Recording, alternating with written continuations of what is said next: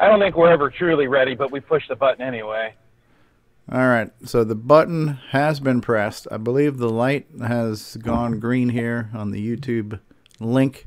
I believe Rendezvous and the International Space Station is looking down upon us. Nope. We looking good down here, Ron? Yes. From up in the stratosphere? We're up and making noise. Okay, I am hearing some now sound looping, echoing type stuff going on here. Yeah, mute your browser. Yep, looks like we got the ad here. Testes, 1, 2. Testes, testes, testes, 1, 2. All right, well, we're going to do it live, everybody. CoCoTALK episode 80 is going to begin in 3 Mississippi, 2 Mississippi. David Ladd.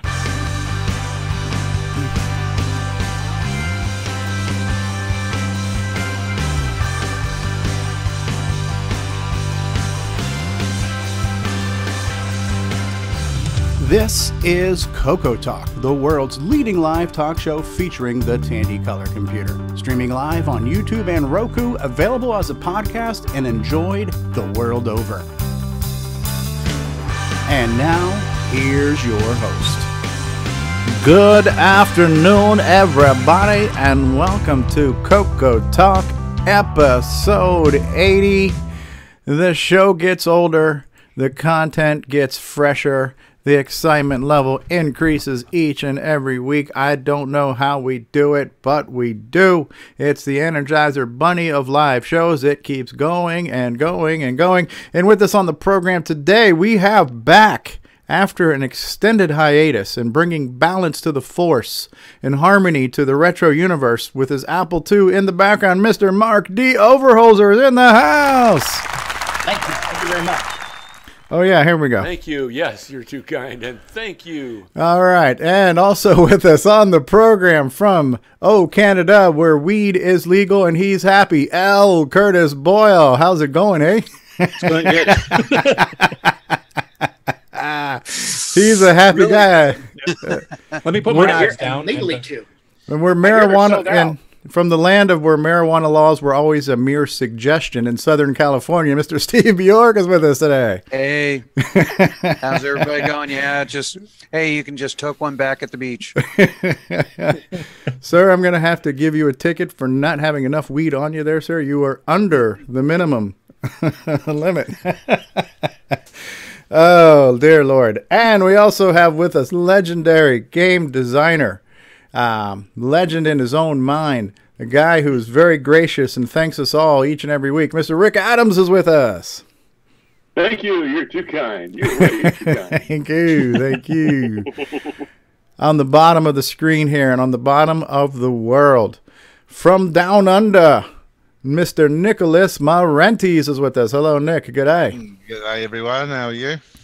Not bad, not bad. Up in the International Space Station in Zone 12, Sector 9, Mr. Rendezvous is with us. How's everybody? Good. We've got 2-for-1 traveling show companions with us right now. Greg, Leighty, and Jason the Coco Man Reichert, both being chased by hot pursuit law enforcement. Grant and Greg and Greg and Grant and Jason, how the hell are you guys doing? Doing great, thanks. All right, Grant, you voted, right? Did your early voting? Yes, I just completed my voting for today. All right. This was for the Glenside election? Oh, I'm real late for that one. Vote Jason, early, vote often. And is Nick Marotta in the audience yet? I haven't seen Nick Marotta here. Davey Mitchell is here. Rob Inman is here in the live audience. Tom C., Mark Overholzer, Al Hartman from Jersey. Tim Franklin, one of the first people in the live chat. William Carlin is here. We don't see Nick Marotta in the chat yet, but it wouldn't be a show without Nick Marotta, so hopefully Nick Marotta will show up here at some point and time. We're here. It's a Saturday. We're going to talk about one of our favorite things, the Tandy Color computer, the retro hobby, our geeky obsessions with things that other people would not understand or appreciate. And on that note, does anybody have a project update, public service announcement, birth announcement, bar mitzvah, anything else you want to share with the group? I have one. Go ahead, L. Curtis. It's an unupdate, actually. Originally, I was planning on having the EOU Beta 2 out at the end of October. I've now finally got some free time this weekend, but I realized the date's October 27th, so I'm not going to get a heck of a lot done in 4 days. So I think I will just delay it till the end of November. That'll give me time to actually make an update that's worthwhile having. All right. So ease of use, Nitrous 9 update. Yeah. I've got a list of 15 things to work on, so I got lots to do. So, Wow. Just out of curiosity, Ron Delvaux, have you had any time to post anything to Facebook this week? I've posted one, maybe 2 items. in the last 5 minutes. I swear, Mark Zuckerberg should have you on his payroll. For, They're worth nothing. It wasn't much. Mark Bosley has joined us in the live chat saying, hello, Mark. Hey, Mark, I have a question for you. Hey, you got your CoCo 3 yet? There you go. And what's the answer? Thank you. Yes, you're too kind, and thank you. There we go. It never gets old. Jason, the Coco Man Reichert, have you been fulfilling orders of switcheroos and other products the world needs? We are fulfilling switcheroo orders. We are preparing for Tandy assembly coming up here very soon. A couple weeks, and working on that possible new product that will debut at Tandy assembly. Ooh, new products. Teasing. So how is the worldwide demand for switcheroos, by the way? It's doing well. We have 100% saturation in Uruguay. And Cloud9 say as much? You've probably got at least 30% saturation in Australia as well. Any Australian switcheroos? Wow. Okay. I've shipped one there, and just recently had the first one go to the United Kingdom. Hey. And, yep. So we're adding more countries to the switcheroo family. How are Antarctica sales? Pretty weak. Very cold right now. Sales are cooling off a bit, you're saying? Okay. Yeah. What about Russian orders? You need orders from .ru? I did get an email from This Is Not a Scam .ru, but This is not a scam. I haven't had time to look into that one. It's looking promising. Yeah, one of the websites we set up a while ago was we set up a Rainbow Online, which I don't think it necessarily went anywhere, but it's been sitting there forever, and it's a WordPress site where you could register to post your own stories. If there's not a day that doesn't go by that I get an email that somebody from Russia has registered for the Rainbow.online. I know a lot of people read the Rainbow in Russia, so it makes perfect sense that there's daily registrations for that. It was a valid registration, yeah. Yes. So They're actually all just trying to submit articles, right? yeah, and so Mark, is Mark saying, do we have a first time? Mark Bosley says, this is my first time watching this show ever. Well, you're in for... NES 2 We're sorry. Let's apologize in advance. Yeah. Do we have your address so we can send you a complimentary apologetic gift? This is what this show is known as the train wreck has already begun. So At the very least, we can send aspirin. Or ibuprofen or Tylenol, whatever you take. Hey, Mark, just remember this show is a bit of a variety show. So if there's a particular segment that goes on and on and on and on, and you get the idea, there'll be something better. Just go wait. off, do something for a while, come back. Yeah. It's like a variety show. Yeah. sure. And then that segment that you like will only be about 2 minutes long. And usually it's the ending credits from our survey with Jim Brain. So Yes. Jim's favorite part of the show. Nicholas Marentes in Australia. Have you made any progress on Funstar lately? Not a fun Gunstar. I've been working on the tile map editor. So I have, if anyone wants to see what I've done, I can show that later in CoreDUMP. Okay. Yes, yeah. yes, please. We're going to have a core dump. We're going to have a Well, core dump. Unless someone's got any other questions, any technical questions, we can answer some technical question during CoreDUMP. Steve and Rick, did you want to do your little assembly questioning stuff during that segment? That might be a good time. Depends on how long Rick can stay with us. Okay. Right. Are you pressed for time, Rick? Should we maybe talk about some of your stuff before we get into the show? I did yard work before the show, and then after the show, I'll do more yard work. So okay. You're squeezed in the middle. So okay. So yeah, we could do that. Okay. So today is probably going to be a fairly heavy show on software development talk, and that's not necessarily a bad thing. So, but if not all brains are wired the same way, so just fair warning, we're going to be talking about assembly language programming and God knows what else along the way. One of the things I do want to say, well, there's a lot of things I want to say thank you for.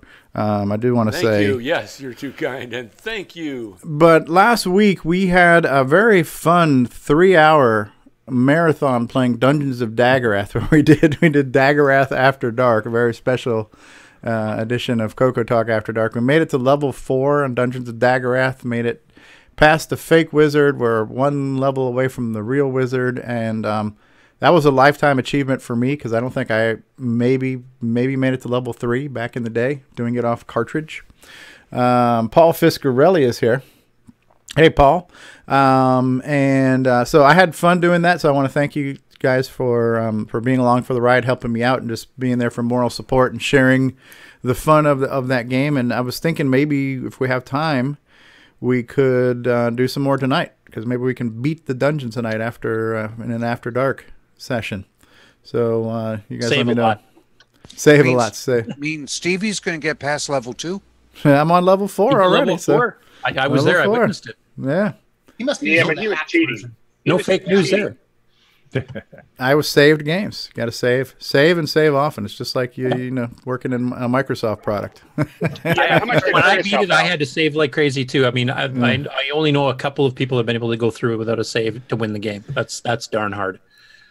Yeah, and we got a comment on the video. I think it was Mr. Robot Shop or one of the Retro Channel or something. The guy posted a video a long time ago where he showed off Dungeons of Daggerath, and his strategy, which I've read in the past too, was to repeat levels 1, 2, and 3 several times. Where after you've made it to level 3, before you go down to beating that fake wizard, go back up to level 1, clear that out, go to level 2, clear it out, go down to level 3, clear that out, rinse, lather, repeat.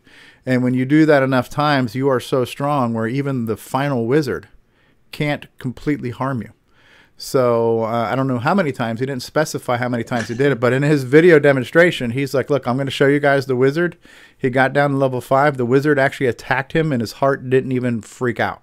So he was that strong where he could take an attack from the wizard and finally kill it and reveal the wings. So I've actually seen what the end looks like. But even though I've seen it, I want to experience it, So nothing like doing it for yourself. So that was a lot of fun. So I want to say thank you guys for that. And obviously, every week, you guys who get together here on the panel and everybody who gets with us on the show to watch this show, just thanks. It makes doing this fun. So this is my favorite part of the week. All right, so we're gonna jump in. How about we do real quick? Let's acknowledge some of our community sponsors, and maybe we'll take a quick commercial break, and then we'll jump into assembly. So here at CoCoTALK, we like to acknowledge the people and places and things that make up our community, especially those who are making things for us in the community to enjoy. So I would be remiss without mentioning the CoCo VGA project. A lot of these people will be at Tandy Assembly in a couple of weeks too. So CoCo VGA project at CoCoVGA.com. Very cool way to add VGA clean output with artifacting and lots of other bonus goodies to your CoCo. Check them out. I wonder if we'll get visited by Richard Lorbieski today of Boyson Technology, maker of the Boomerang, hottest selling product for the color computer since the switcheroo. 2 megabytes, blinky lights, MMUs, you name it, it's got it. Check that out at boysontech.com. Our favorite troll and creator of many retro things, Jim Brain, and retro innovations at go4retro.com. You can get accessories for your Commodore TI and color computers. Cloud9 Technologies has been making CoCo stuff for 20 years or longer, so you can check out cloud9tech.com. Cool project, sdpack.com, how to make a self-booting ROM pack on an SD card for your CoCo SDC. Our very own Jason Reichard, creator of the switcheroo. You can check that out at coco3scartcable.com or cocoman.biz. Thank you to Roger Taylor for getting us live on the air on Roku on the CoCo TV channel, streaming live, multi-streaming. Our very own merchandise for CoCoTALK and the color computer and all kinds of good stuff you can get at our retro swag shop. Mark Overholz was wearing one of the shirts. You can't see it right now. But we got CoCoTALK shirts and so much more at 8bit256.com. If you're a fan of the color computer, check us out at IMACoconut.com for all things color computer. You can reach us here on the show at CoCoTalk.live. Let's not forget the CoCo Crew podcast each and every month, bringing us some good stuff at CoCoCrew.org. Good friend of the show, Brian Joyce at Extructus Productions, FD501. And last but certainly not least, Ed Snyder, maker of many things color computer related at the Zipster Zone, ZIPPSTER zone.com. Check him out. All right, so we're going to take a quick commercial break, and we'll be back, and we're going to jump into some assembly language programming with Steve Bjork. We'll be back, everybody. Greetings, YouTubers. Atari Leaf here, and you're listening to CoCoTALK.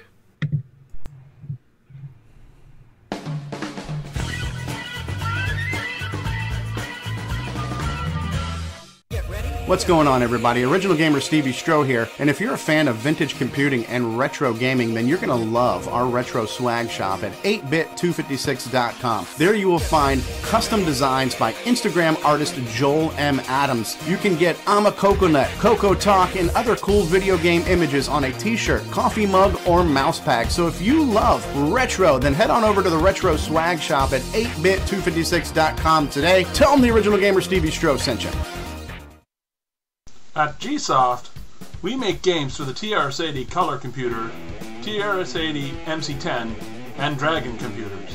Our basic games cover the range of genres from arcade, to text adventures, to simulations, to 3D dungeon crawls. This is our latest puzzle game from Japan, Fruit Panic. So come on and drop by our website and download our latest games.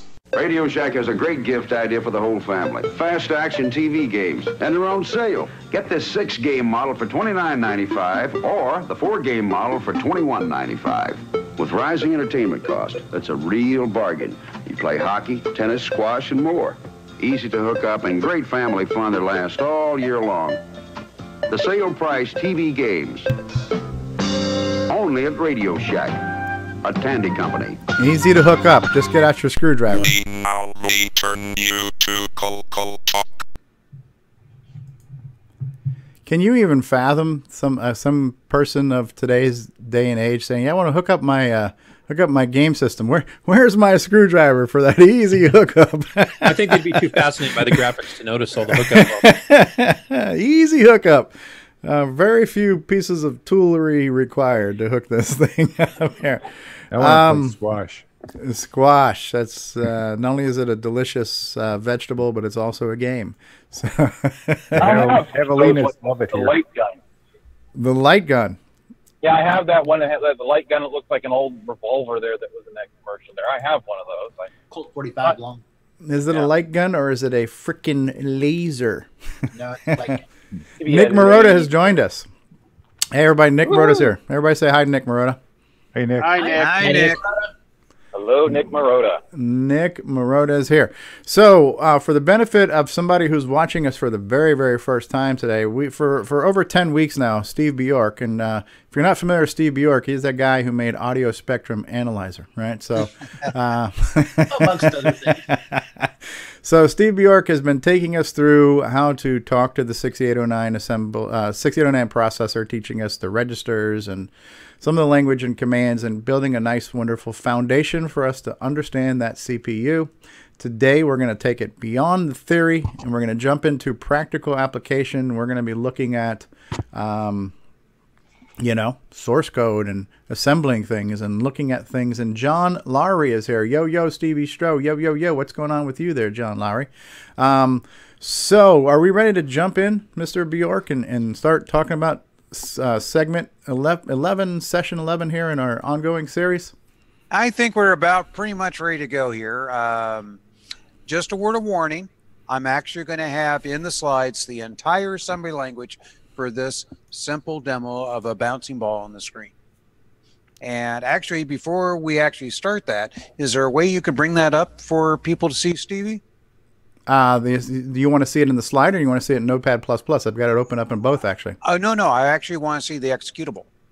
Oh, the executable itself. What it's going to do so they get an idea. Yes. Bear with me 1 second here, and let me just hit up arrow and repeat my last command. So assemb space dot move VCC. All right. Let's get it up on the screen. Let's get VCC going. Let me, of course, I'm not sure if I go to full left screen here. And by the way, the fact that I was able to do this quickly is thank you to Paul Fiscarelli setting up his Long Branch Never environment for us, where we can now run editor. So it's bouncing. I don't know how well you can see it because VCC is running small. What is a way to get VCC to run full screen? I don't even know. Isn't there a way to make VCC bigger? Isn't there like a 2x zoom or something? I don't know. Yeah, you have to go to config. Yeah, display. And then display, and then frame skip, composite, scan lines, F8 throttle, allow resize. There we go. That's it. We're going to hit allow resize. So now if I maximize, okay, so the aspect ratio is distorted. However, we can see now by me maximizing this that what we have on the screen here is a bouncing ball or dot or pair of pixels, whatever you want to call it here. See, folks, this is my version of Hello World. It's got to be graphic related. You know, this is a very simple, basic program. It's only about 160 bytes in size. And that includes the initialization that you need to do for the CoCo to display a P mode 4 screen. Clear it, and then actually move the dot around on the screen. And set the color. Mm-hmm. There we go. All right. Well, why don't we stop that? And you got the slide there. Little off the screen, though. Actually, I think I'm all the way at the bottom of the slides. That's why. Okay. All right. It's my monitor. Sorry. Okay. Let me get to the top of the slide, and yes. Okay. Okay. And I'm going to bring up my copy myself here so I can follow along too. Make sure I get everything right here. But basically, what we're going to do is basically go through this program, which has some information that you need to set up so that the program knows about the color computer. See, that's one thing about BASIC when you program it. It knows about the machine it runs on. So it does, you know, a lot of the setups. It understands what P mode 4 is and how to set the screen. Well, in assembly, it don't know any of that stuff. So we have to do some definitions at the beginning of the program to tell it about the CoCo. Then we've got to tell it more about the way the program is. And another thing I wanted to bring up too is that we don't have things like variable A or B or C that we can store information. You have to create your own variables in assembly language, and part of the initial part of the program goes through and sets that up. So one thing too that I did is in this demo for this program, it's all fully commented. Not guaranteeing the spelling of everything, but it's all fully commented. But why don't we go ahead and go to the next slide? And we're going to spend a little time on this one so people have a chance to figure out where they can download today's lesson. There's two files that's in lesson11.zip. One is the entire source code for the program, and another one is the diskette image for VCC.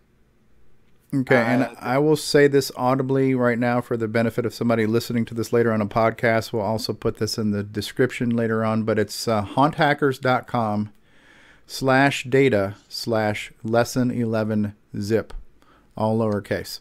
Now URL. I have a website that we're going to use later for all these lessons. This lesson will also go through. It'll be CoCo4.com. That will happen sometime next week. Right now, I've got to move it to another server that's got proper security certificates and like that, because good old Mozilla Firefox likes to complain if you don't have everything properly set up with the security certificates. So anyways, but haunthackers.com, it does work. You can download it from that location. And We'll also be making this slide available later. Right now, Stevie and I are working on taking the first 10 lessons and making videos and the slides available for you. And this won't be the second half of stuff. Anyways, let's go to the next slide. All right. We're going to be using the P-Mode screen, P-Mode 4 screen, which is basically 256 dots across by 192 scan lines.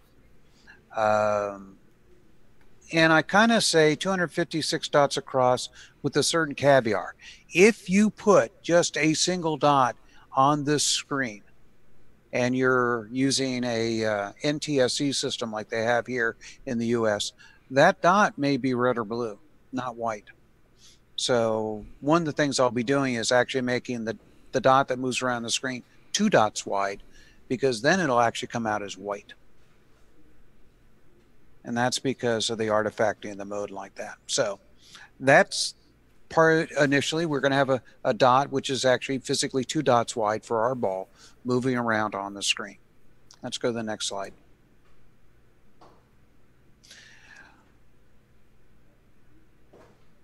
Since,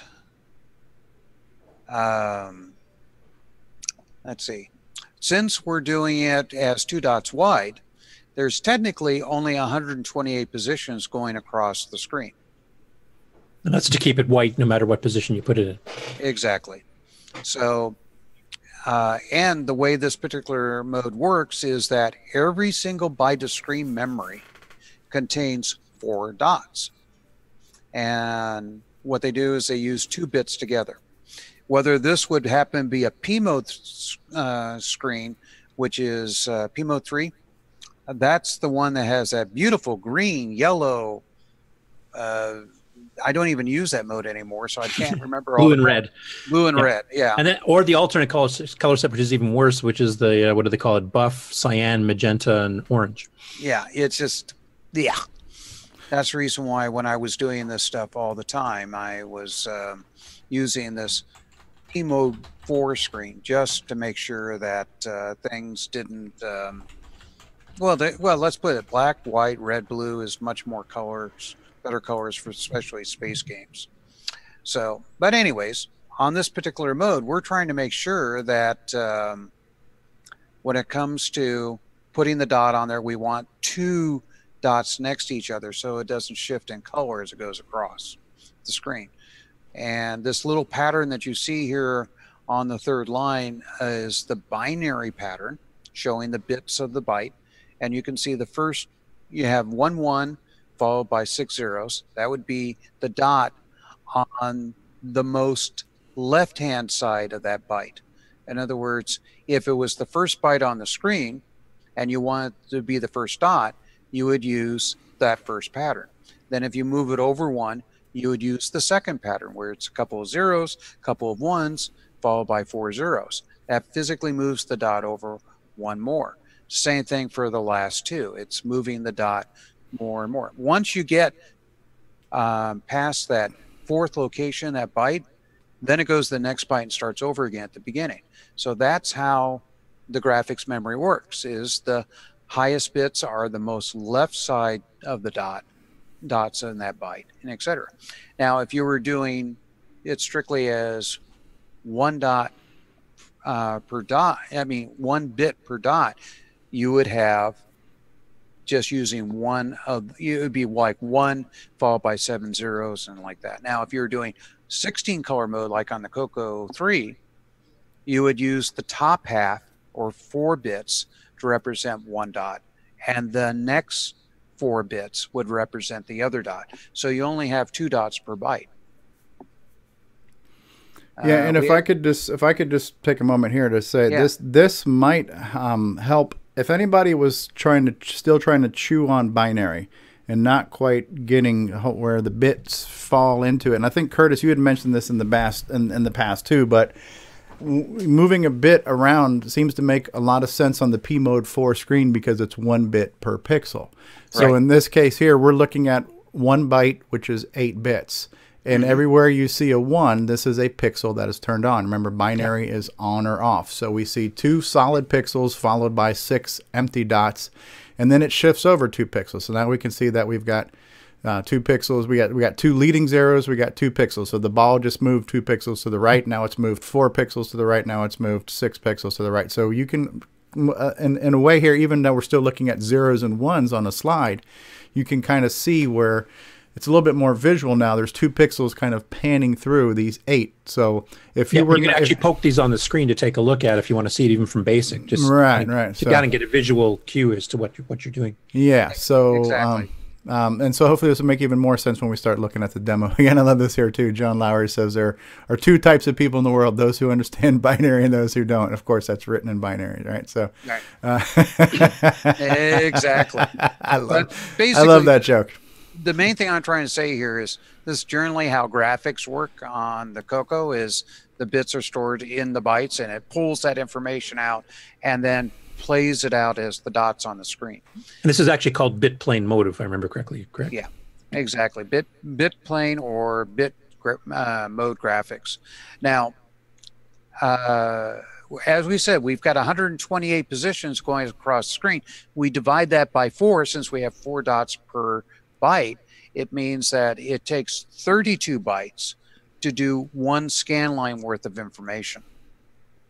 And then if you have 192 scan lines, that makes a total of 6,144 bytes to represent the screen. That's getting to be a bit of information to push around. Yeah. Yeah. Let's as Steve's already done, we're moved on to the next slide, and we're actually talking about the source code. This is part of the source code that I'm giving you, and it's done up in segments. The first segment here is defining information about the color computer, so the program knows what's going on. Now, you could actually just put this information directly in as the numbers in your program. I like to put it at the beginning of the program so that it makes it easier to understand what's going on and change. And some of this information we're going to be talking about is when you want to set up a graphics mode, you have to set things up in the SAM chip. That's the synchronous address multiplexer chip. And this is the thing that handles where video RAM is, what video mode you're in, does refresh, does a lot of things on the computer. It's one of the reasons why we can use less expensive dynamic memory on the CoCo instead of static back in the day. But anyways, you need to be able to tell the system how to set up for this P mode 4 that we're going to do. And this information that you see here, without going into a lot of detail, everybody's going to be able to look at it later and figure out it has the information for setting up the SAM. All those labels, which are the thing that you see on the far left-hand side, that's a label or symbol for information that you're going to use later. And would that be similar to a variable in a sense? This is more it's more of a constant, but it can be considered a variable. But we'll use variable for that term for right now. Okay. You will notice something that I've used upper and lower case. Believe it or not, the assembler is sensitive to that. So if you type in a label or symbol that the case doesn't match, it's like a totally different one. If I had used lowercase for SAM, and then somewhere else I used uppercase for SAM on these guys, they would be seen as totally separate variables. In other words, an uppercase S is not the same as a lowercase s. They see it as different letters. So that's something you have to watch out for. Is if you use uppercase, watch out for it. They're definitely case sensitive. Yeah, definitely case. Now, one of the things I did here to make life easier for myself is stuff that talks to the SAM. I capitalized the 3 letters of SAM because I wanted that to stand out. The other letters that you see there, VReg, for example, is talking about SAM's video mode registers. And I try to make the symbol somewhat self-explanatory. Self-explanatory, exactly. Being that SAM is an acronym, it would make sense to have it as capitals. Yep. And the last 2 lines down at the bottom have to do with setting up the video display port, which is FF22 on the CoCo. This is one the PIA is on there and puts out information to the video display generator. That also needs to be set up. So that's what those last two lines are doing. They're what port you're going to have to put information out to. And guess what? The next line is the information you're going to put on that stupid port. So... And I will mention here too, I mean, you can write a semi-language where you're changing the values in these memory locations directly, like directly doing a story at FFC0 or whatever to set up your SAM, your VDG, etc. But if you try to look at the code, 6 months later, or if somebody else is trying to look at the code, they have to try to look up in a table or chart somewhere. What does that memory address do? I can't remember type thing. So having your labels set up like this, so it's much more self-explanatory, it really helps you debug your code. By the way, the comments that you see on the left-hand side do not affect your program. Be verbose. Label more than you think, because at some point you're going to come back and look at your code and it's going to say, what the F? You need these comments to explain to you. So while you're writing the program, if you need to put down 2 or 3 lines to explain what that one line of code is doing, do it. Yes. It just makes life easier for you later. I can totally vouch for that after going through nitrosign code I wrote 25 years ago. Mm-hmm. Okay, let's go ahead and pop to the next slide. All right, this is more definitions. We're going to define information about the screen, the graphics screen that we're going to be doing stuff to. The max dots of X and Y, that's the size of the screen. We've got the number of bytes per line. Yes, I could put the number 32 in the program, but this just makes it much easier. Also, there's different modes on the CoCo that have different number of bytes per scan line, especially in the CoCo 3. And there's a typo there. It didn't get the Y when I typed in bytes. Oh well, in the documentation. Yeah, in the comment, I see that. Yeah. Okay. And then it's got a location for where screen memory is at, the size of the screen. And this last one's going to be used much later in the program. This has helped me to understand how many CPU clock cycles there are in a 60th of a second. Just something I'm going to use later in the program. Easier to put it up at the beginning to define it. See, if I was running at double speed, I would want to change that number. Mm-hmm. Okay. Yeah. See, it makes it easier to modify your code because you change it in one spot and it affects the rest of the program. Yeah, every reference to that label later on will use whatever changed value you do up at the top here, so you don't have to remember to change 15 different lines later on in a large program that all had that same value being used. And by the way, if you were working on, say, a PAL system, you would probably want to change that too. So because they clock at a different frequency. Yeah, 50 hertz. Yep. Anyways, remember before I said there's no such thing as like variables like the letter A and letter B, and you have to kind of define your own variables. Well, that's what we're going to do here, is we're going to define some variables for us to store information in. And this goes in the direct page or page 0. So I simply do a org0 to tell the assembler, hey, the stuff that I'm mentioning here, it starts at the beginning of memory. And the first thing is this screen.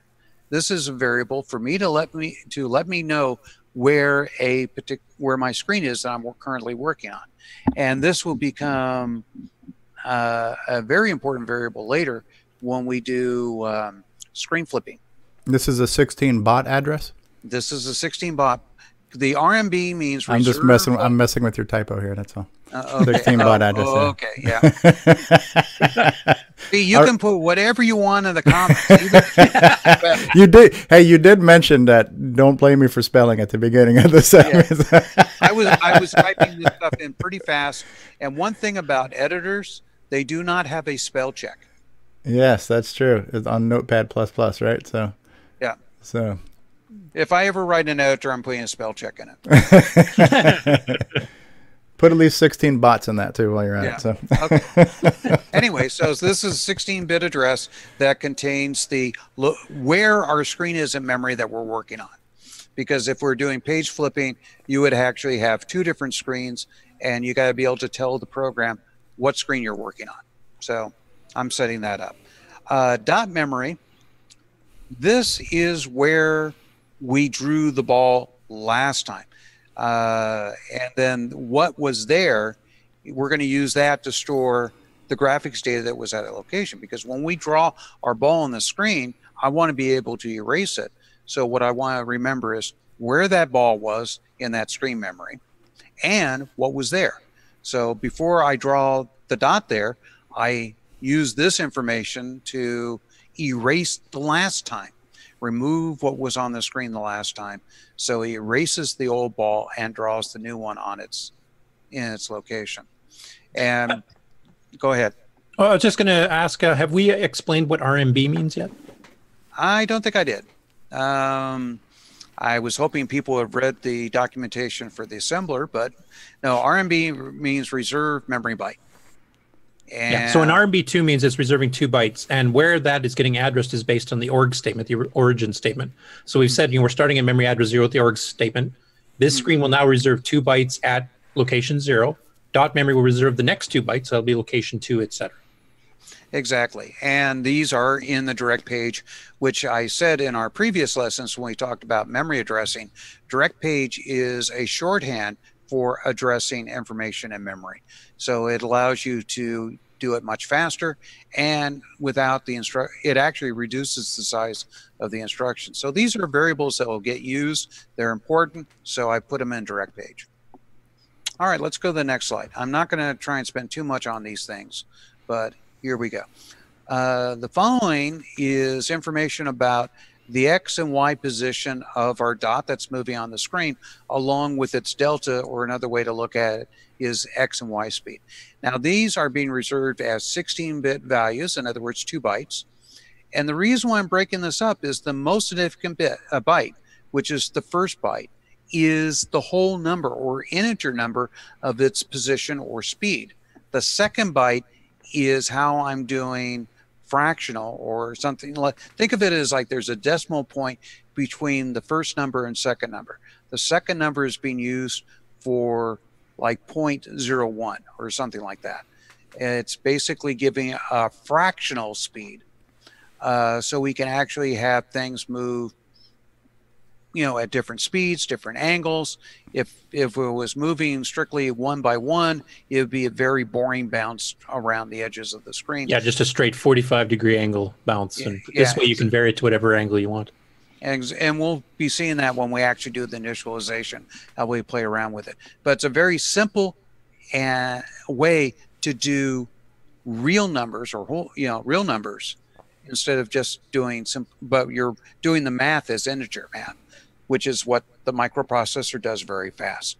So when we actually get in there and do this stuff, we'll see that how this is used that way. But once again, we're setting up, this is like my variable X, variable Y, and variable XS for speed of X, and YS for the variable speed for Y.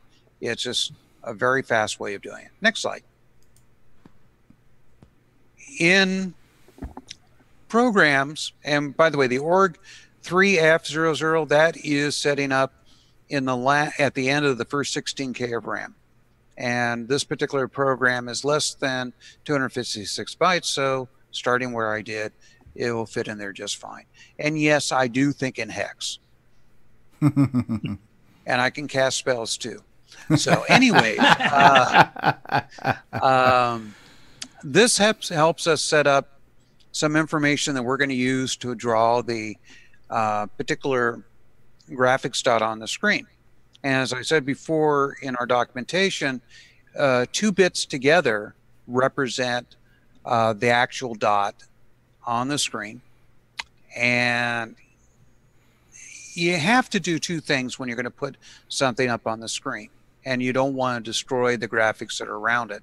You have to mask, because if you were just to write in something where it's 1 1 followed by 6 zeros onto the screen, it would put the white dot up there, but it would then set the other 3 dots after it as black.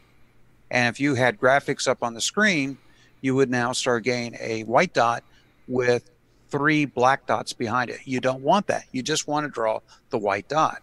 And this table here does our masking for us. This is what we talk when we're doing graphics. This is what we talk about masking. This is what's going on. So the first byte allows us to figure out which bits we're going to change and which ones we want left alone. And believe it or not, it's the 0 bits that we want to change, and the 1 in our first example, and the 1 bits we don't. And what we're going to do is we're going to AND this to the screen. So we're going to take what's on the screen and this, and it's going to take the dots we want to change and make them 0. Well, that just takes the dots we want to change and make them black. Well, the next byte, we OR to that information, and it makes those dots white again. It looks like a long ways to go around it, but what it does is it forces us only to change the first 2 bits and leave the other bits alone. Leaving your background graphics. Exactly. untouched. The first byte is the mask. The second byte is the actual color that we're putting in there. Now, So Stevie, you actually demonstrated this in one of your basic lessons when you're doing a little spaceship with a see-through window, if I remember correctly. Is there a way that you can think of explaining this for anybody that's new to masking? That might be easy to understand. Well, so we're talking about doing like the paper cutout of the screen behind it before we put it on there. Exactly. And so we're basically cutting out, in this case here, on the first line, these 2 zeros is what we're cutting out. So we're basically saying in this 1 byte, or this 1 group of 8 pixels on the screen, we're going to cut out a hole of just 2 pixels, but we're going to leave the rest of that alone. And in the second pass, we're going to fill in that hole with whatever part of our image that we want to put on there. Yeah. And so because we're dealing with black and white, it's almost irrelevant, but when we're dealing with colors and backgrounds, you have to respect what's there. You have to respect what other bits were already on the screen. So you go in with a mask, think about you're going to put a masking tape over before you spray paint, right? So everywhere the tape is not going to get covered. So we're just taping off the screen that we don't want to get painted, right? Mm-hmm. Okay. Everybody on the panel got that? I just figured since Stevie's more of a beginner on this on assembly language, he would probably be able to explain it better than either one of us could. Yeah. Okay. Well, let's go to the next slide. All right. We're going to actually do a subroutine next. This is a routine that I'm going to actually use twice in the program. So subroutines allow us to write the program once and use it many times. This little bit of code. And this one here has to do with setting up the SAM chip.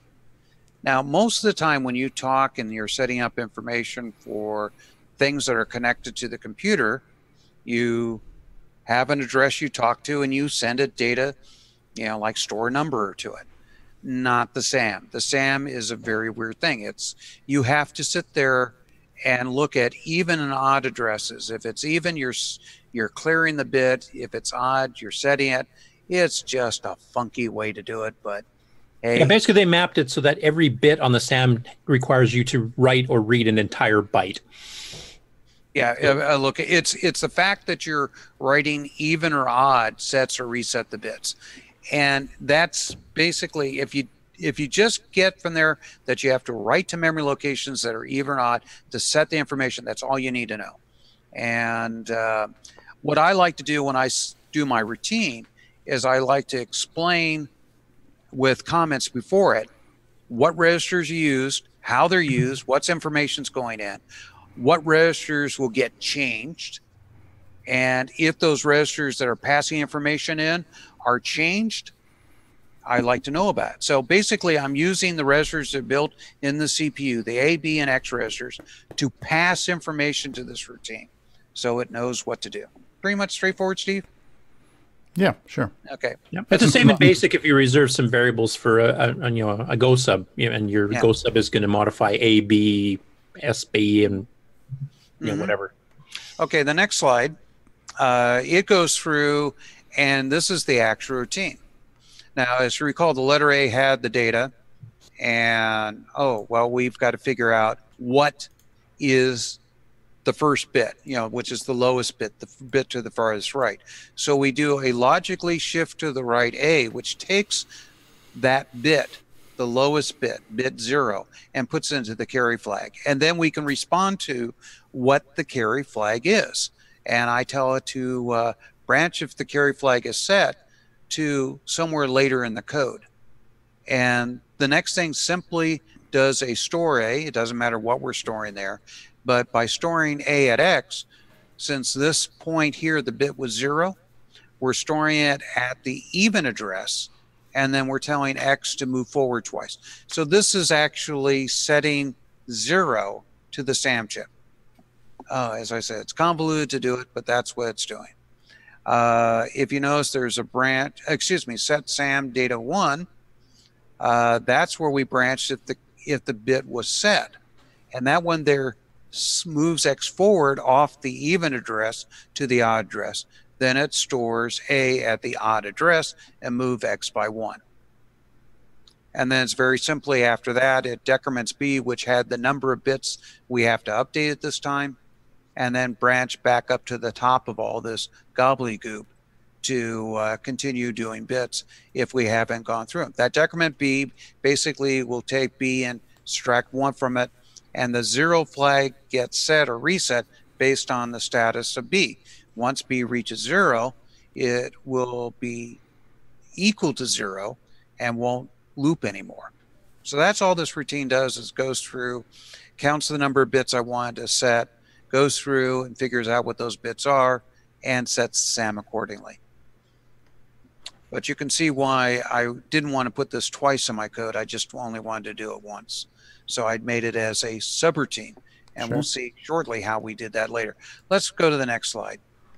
If people need to spend more time looking at this stuff, the source code's available. Take a look at it.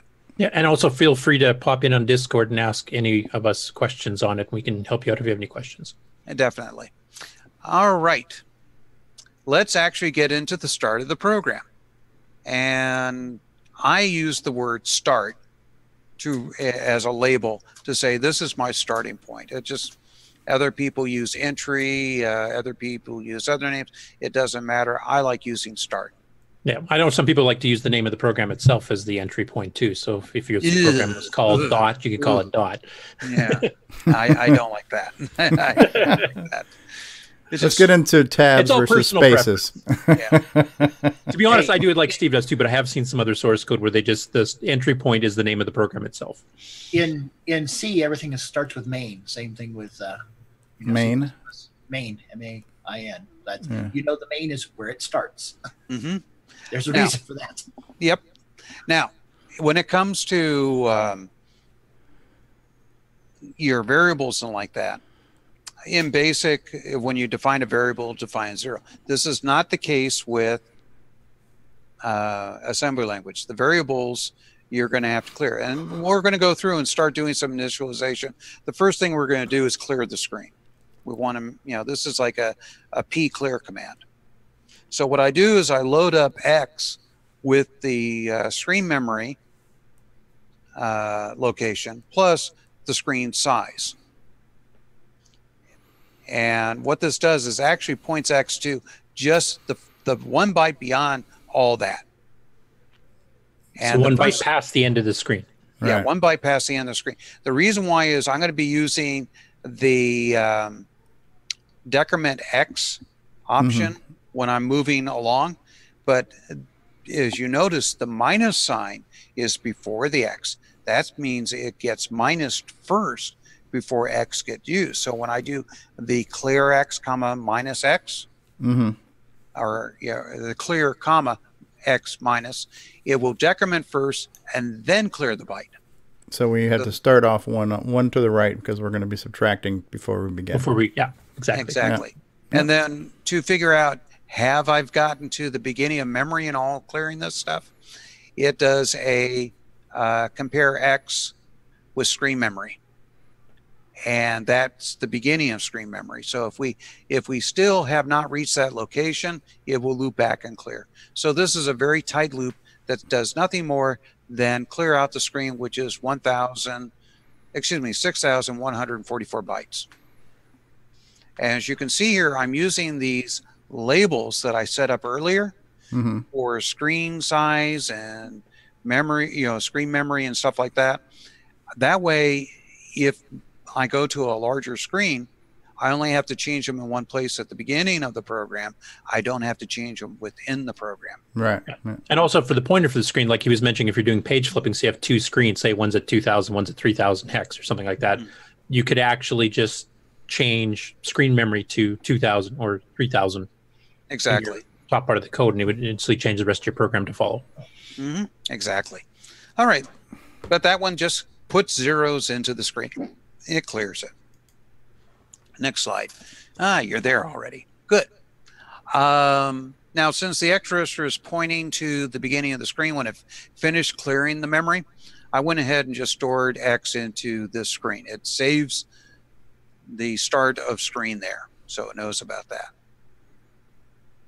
Now, there's a couple of variables I was using called dot memory and what was there. This is to help me clear the screen later, but I should probably initialize it with the information that's on the screen so that when I clear the screen, it isn't garbage. As I said, assembly doesn't set these things up for you. So I stored X into our location of our dot memory. This is where the dot was on the screen before. And then I pulled the information off the screen with the load A, X, and then stored it at what was there so I can erase it later. Something that will be self-evident when we get out into the main program. One thing I should mention that maybe basic programmers may not be familiar with is that like BASIC tends to initialize variables for you when you first use them. Yeah, assembly language does not do that. Assembly language could have random stuff from a previously running program. It could have random stuff from when you first turn it on. So you have to basically assume that you have to initialize everything yourself. Exactly. Next screen real fast. This one here goes through and sets up the video display generator for the proper graphics mode.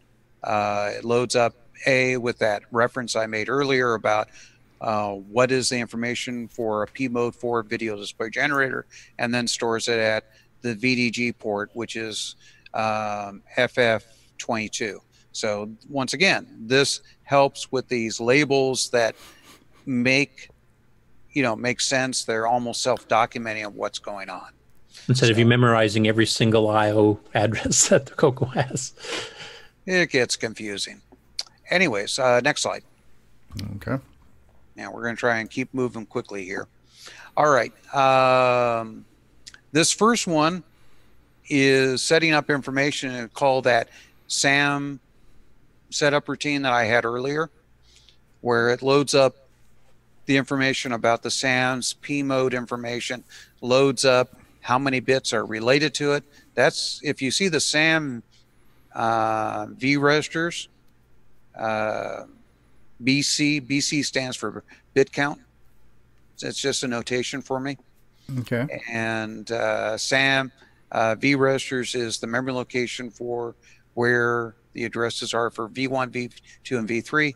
Then you simply call the routine and it goes through and sets it up. Now you can also see by me having this routine that sets up the SAM somewhere else, when you look at this part of the code, it says, okay, this is information for setting up the SAM, and then we're moving in set SAM data. Okay, we're setting up the SAM. It helps, makes the program more understandable from when you look at it later. Self-explanatory. You got it. Yeah, I guess what I'm not following here real quick, if I can just ask a quick dumb question. I understand load A and load B, that's the A and B registers, but isn't X the combination of A and B? No, that's D. Oh, that's D. Okay, that's where I got confused. Okay, never mind. Yeah, very good. It's good to ask those.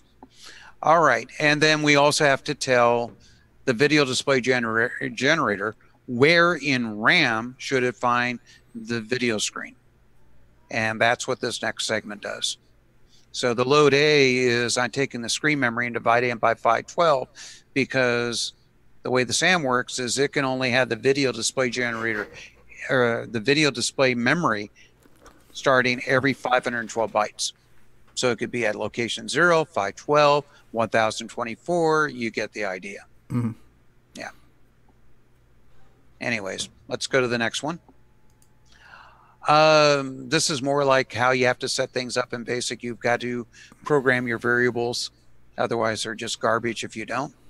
And this is basically setting up for the X and Y position. Now, remember before I said that the position is actually a 16-bit number where the first byte is the whole number of the position and the second byte is like a fractional. Well, what I'm doing here is you've got 32 is the position I want. I multiply it by 256, so that will go in the top byte. And then I add 128 to it, which is 128 divided by 256, or 0.5. So I'm basically putting 32.5 into the X position. The Y position is getting 64.5. So that's what's going on there. That's why I'm multiplying by 256 is to get that first. Oh, so you get a rollover, so it goes to a new byte, and you're using that byte for your. Okay. Yeah. Gotcha. If you remember, a byte has values. 255 is the highest, so 256 forces it to go over to the next byte. Yeah, exactly. Okay. Next slide. The next slide, we're talking about setting up the deltas, or the speed that the ball is going to move. And the first one, low D with 100 hex, and I'm purposely throwing different ways of numbers at you. Hex makes it easy to see that 1 is going into the high byte and 00 is going into the low byte, and that means it's going to move 1 dot per game cycle or frame cycle. And just for reference, if he was doing it the same way he did on the previous slide, he would have done low D 1 times 256 plus 0 in this case. Right. And then we store D at delta. We load up Y with a whole number 1, and then we're moving at 0.25. That's what the 40 is. It's 0.25. So we're actually moving a little faster on the Y. And the reason why we're moving faster on the Y, you're also looking at more scan lines. You're looking at 192 up and down, where it's only 128 across. So I just decided to do that. It just makes for a more interesting display. Let's go to the next slide. Yeah. Steve's staying on top of this. I love it. Anyways, we're actually now at the main loop, the beginning of the loop that we're going to go through and do everything. This is the key. And the first thing we're going to see here is we're going to update the X position by loading D with X position, adding the X delta to it, and then we got to see, did we go off the screen? And that's the number of dots across. Now remember, the high byte has, of the 16-bit value, has the whole number in there. So I'm taking the number of dots across, multiplying it by 256, so we're comparing against the high byte only, essentially. And did we move off the screen? Branch of lower means that we're still on the screen. So we're skipping to X in range. It means we're good. Let's go to the next slide. Well, since we are basically going to go off the screen, well, we need to basically reverse our direction. The way we do that is we basically do a negative to whatever our speed is.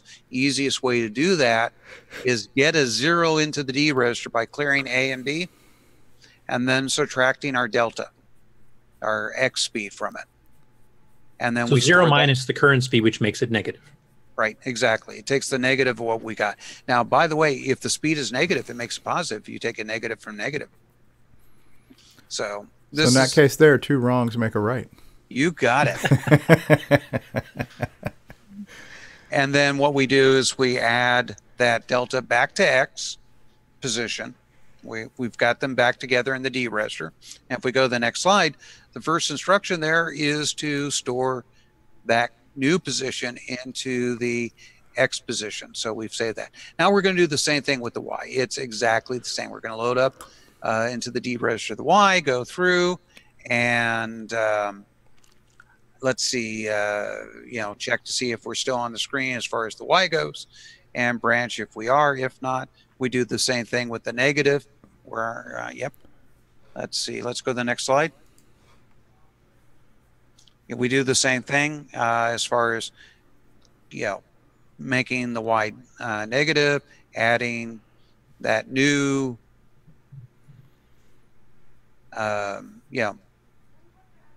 speed offset. Yeah. Yep. Yeah, and then speed adding offset. it to the existing Y Sorry. position. Sorry, and a notice came on my screen going, okay, what? And then we store it in the Y position. We're done. So we now have the new X and Y position.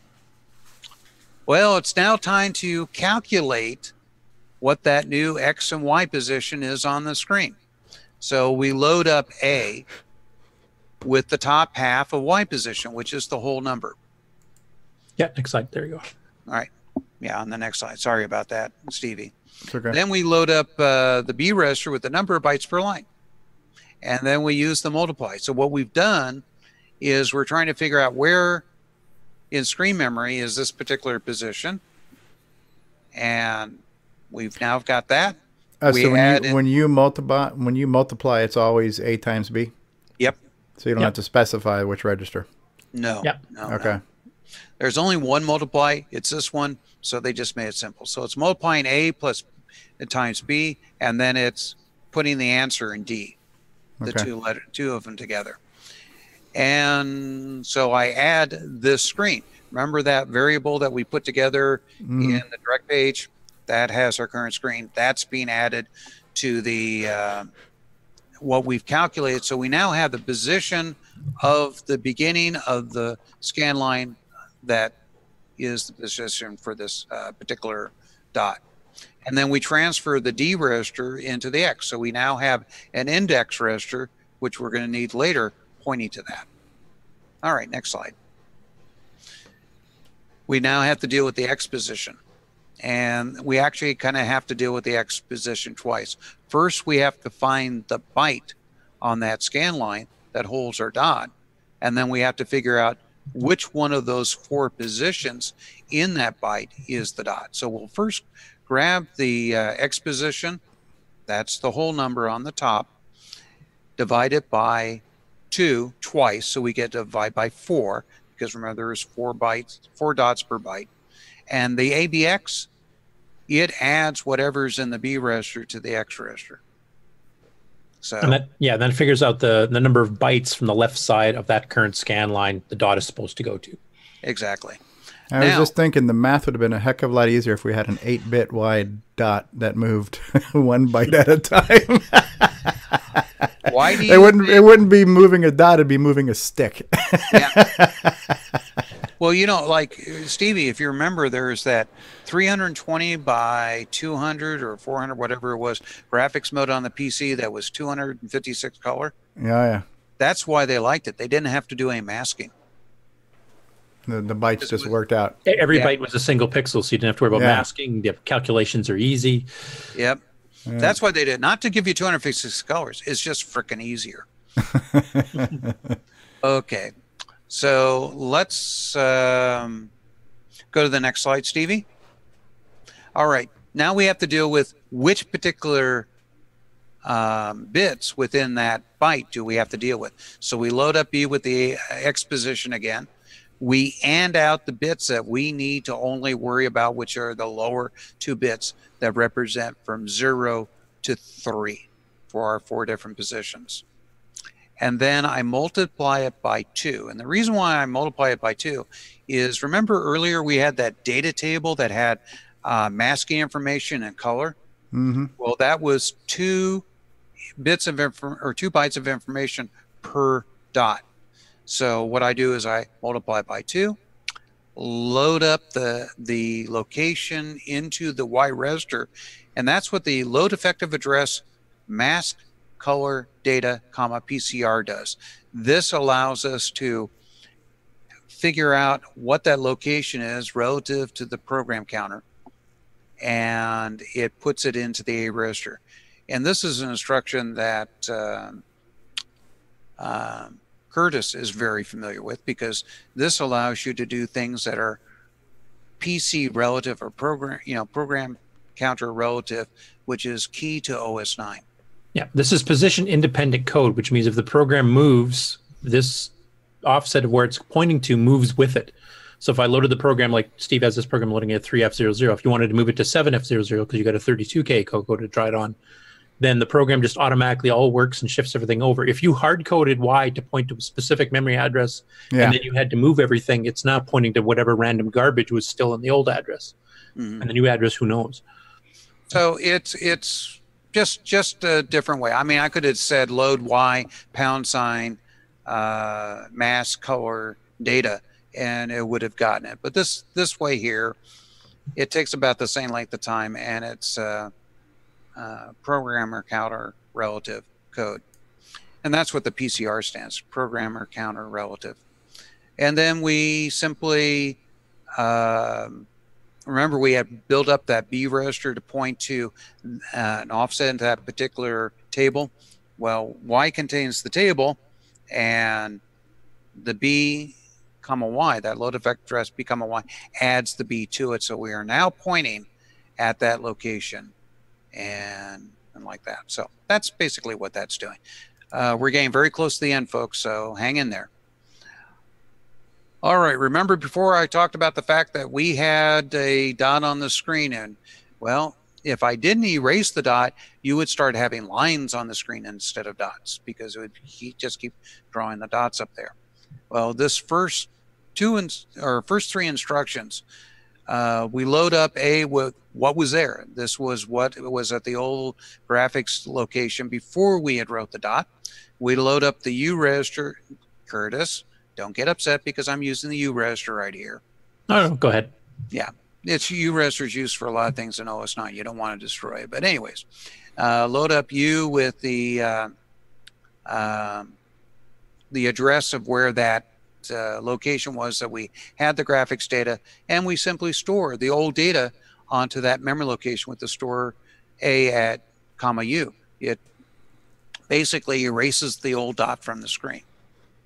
All right, now we load up the A register with what was there, and before we change it around, whatever, we store it at what was there. I mean, so we load up A with what's on the graphics screen that we want to change, and we save a copy of it so we can erase it later. Simple enough. You got that, Stevie? Yep. Okay, next slide. Now, this here is how we mask. We simply do a AND A with the information that has to do with clearing out the bits that we're going to change, so there's 0, and then we OR in the bits of what's going to be basically the color of that dot, and then we store it in the X, store A at X, stores it on the screen. So we've only changed the dots that we wanted to that are, the bits that we want to that represent the dot, and like that. And the last thing we're doing there is restoring X at dot memory that remembers where this particular byte was changed. So this routine not only puts the dot on the screen, but remembers what was there before so it can be removed later. So the ANDing is the masking and the ORing is the painting in. Yes. You got it. Okay. All right, let's go to the next slide.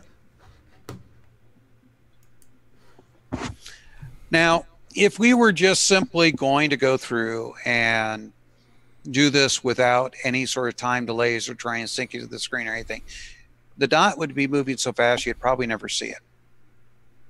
If you do in BASIC, you would see it, but in assembly, you won't really see it because it's going to spend a lot of time just zipping across the screen and be a blur. So what I've got here is a routine that waits roughly a 60th of a second. I'm going to use the X register count. The reason why is this number is larger than 256, which is the maximum you can count when you're using an 8-bit register. So we have to use a 16-bit register, which is the X register. I'm using this particular case. And the label, so we can have something to go back to, is called delay. And you simply say this load effect address -1, X is decrementing X by 1. It's removing 1 from X. And we're just waiting until it shows the 0 flag is being set, which is an equal instruction. But when the 0 flag is not set, it is not equal and loops back to delay and keeps looping forever. So it's almost like a for next loop. Yep. It's like a Fornax loop, and we're just waiting. We're waiting roughly about the time. The reason why I'm using the numbers that I'm using, for example, is this particular delay function of subtracting 1 from X and branching if we haven't reached 0 takes roughly 8 clock cycles. So that's the reason why we have the clocks 60 hertz divided by 8. That's roughly how many times we want to go through the loop to wait for that 60th of a second to go by. Yep. And believe it or not, we then branch up to the main loop and start the whole process over again of figuring out the new X position and moving the dot. And that's the program. And basically, end, start absolutely makes no sense unless you think about it this way. The word end means this is the end of the program. Don't add anything after this. We're done. The word start after the word end says this is the entry point. This is where you go to the program to start. So that's why it doesn't, when you look at it, it doesn't make sense. But when you're an assembling wizard, it makes perfect sense to you. Okay, and start. No more code and set the start location. Yep, simple as that. And believe it or not, that's my effectively on the next slide is my last one. Lesson 12, we're going to look at data objects. This is going to let us move more than one object on the screen. We're going to have 3 balls bouncing around. Neat. Yep. So just to reiterate, since I've been out for the last couple of weeks, you're using the setup that Paul Piscarelli is using, which is tools. Exactly. And Notepad++. Yep. Yeah, I've got the source code right now pulled up on the screen, which might make it look a little bit better than it did in the slide format. But this is what you'll be able to download from Steve's link, is the ASM file, which is the assembly language source code. And then there's also a disk file that would let you inject the program onto that disk. So it's pretty cool. And if you don't mind, Steve, what I'd like to show is just how easy it is to actually assemble this and run it in VCC based on Paul's setup. Go ahead.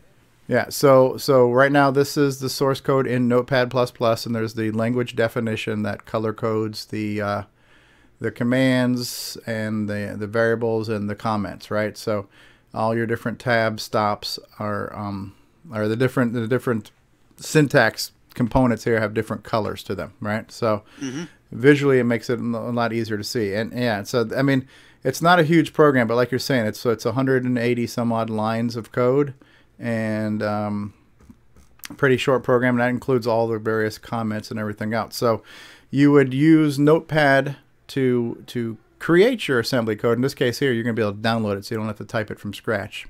This is not the Rainbow magazine. So then what you would do is, and this is all, again, this is based off of Paul Fiscarelli's series, Long Branch Never, but you have your one directory that's your 6809 assembly code, and you have a program called assembbat, right? So you type in assem, that's the assembler batch file. In this case here, we're going to type in .move, which is the assem file. And then here we could pass it off to VCC, or I could pass it off to MAME for that matter too. So in this case here, I'll pass it off to MAME. So now the assembler's running. It's now injecting everything. Unknown support type MAME. Oh, I forgot about that. It's not MAME. It'd be like CoCo2. You don't type in MAME, whatever. I'm getting all these freaking errors popping up here. That's because I'm an idiot. I'm an idiot. Stop giving me all this freaking God. You got to quit out of MAME. There we go. It finally went away. All right, so what is it? It's not MAME, but it'd be like CoCo2B, right? Or CoCo2. Right? Or I should have just typed in VCC. And here it is. So I'm going to move the screen over.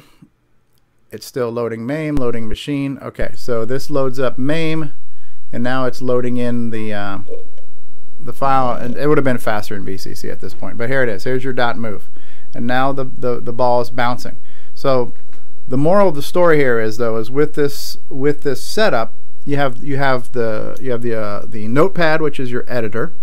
You type it in, you save your file, then you type in assem space, the name of your assembly file, and then you follow that with the emulator you want to push it out to, VCC or MAME or XROR. And the ball's bouncing. And we can see here it's bouncing smooth. It's not blinking. There's no flashing effect on here. and it is not, like Curtis was saying, it's not doing 45-degree angles, right? So it's pretty nice how it's going. I should mention too, this is greatly slowed down because of that time delay Steve put in. I mean, if you took that sucker out, you'd barely be able to see this thing. Right. So if I did the same thing, and instead of typing in CoCo 2, if I just typed in VCC, it would actually probably run a little bit faster, and you would get without that disk noise too, which is still we're getting from MAME, right? So here's the VCC version of the file, and then boom, boom, boom. It's just bouncing that double wide pixel. Because I've maximized it now, the aspect ratio has been distorted. It's a rectangle instead of a square, but you get the idea here. So very quickly, with the little series that Paul Fiscarelli has set up for us, we can start assembling pretty quickly. And so all future lessons that we're going to do in this series will be using Paul's environment. So good stuff. Very good stuff. And one thing I want to mention, there's a lot to take in here, because this is the first time we've been hitting like programming the SAM and the VDG and stuff, and maybe that's not totally understandable to people yet. I mean, basically this program is set up for P Mode 4, so we'll just leave it at that for now and get into the details later. But I think one nice thing for people that are just getting started in this, like I said, this might be a lot to take in one shot, but just fiddle with some of the variables that Steve did the starting labels on. Change the angle, change the two deltas, change the start position so when you fire up the program, the dot starts at a different spot. Change the time delay so you can make it run slower or faster. You can kind of figure out how the program works doing those things and seeing what the effects are. Mm-hmm. Exactly. And, you know, like if I wanted to really set it up a little nicer, the mount that I was setting up for the deltas, the speed for the X and Y, I should have defined those at the beginning. That way you would just change variables at the beginning opposed to somewhere in the middle of the code if you want to change how fast the ball moved. That sounds like an objective for the user to try. Yep. Set up a variable called something like a init X speed or whatever, and you can put that in. But, you know, it's basically it's just something to play around with. Now, when we get into later the series, I'm going to be talking more about the stuff that I've added to the program that's new, opposed to going through the entire program every time. So you will need to kind of realize these are going to build upon the foundation from the previous episodes. Yep. So we have Paul Fiscarelli giving us "Hello World," where we can put text on the screen, and we have now Steve Bjork saying "Hello Pong." Yep. Eventually, this will become a Pong game. Yeah. And next week's lesson, which we're going to talk about how to create data objects. This is more advanced versions of variables that allows you to have code that's reusable. You know, like if you want to have, let's say, I don't know, you want to have 3 balls bouncing on the screen once, you only have to have code for 1 ball. And with the fact that you've got a data structure or a data object for each individual ball, they can run independently. And you don't have to do that much work. And I'm all for not doing that much work these days. Spoiler alert, this is the secret of Steve Bjork's programming from the past. Yeah, later we're going to get into how we create the, how we fire up the objects and like that. And I'm going to teach you how to become your own version of a god. Ooh. You actually have a routine called God that spawns all the objects in your game, and that gets to be fun. I don't think I would just like to say I'm a little bit offended by the term God. So if we could change that to something else. How about deity? Deity? Just spell it backwards, then it's okay. If you use David Ladd, I would completely be okay with that. So. Bruce Moore has joined us. Bruce Moore. Paul Fiscarelli is here. Paulie Walnuts is in the house. We are all here. Hey, Bruce, I was going to take a break. Would now be a time before we start to break, maybe to start to break with the video you gave me today? Sure. Sure? Yep. That's an emphatical yes? Absolutely. Okay. I got to find it again now, so bear with me here. Just a second here. Yes. That's, you put it was that in the creator space? I don't know. Come on, Bruce. It said Bruce. Yeah, so it's CoCo Forever Season 4 is complete, right? You expect us to remember this stuff? Is that the file, Bruce? Sounds right. All right, so we're going to try this. Let's hope I don't screw this up. So check Apparently this out, everybody. Everything else, so. Oops. Oh, it's way too late. What if, knowing what I know now, I could go back in time, join Tandy Corporation, and change the course of history? How does it feel? CoCo forever. I'm still believing.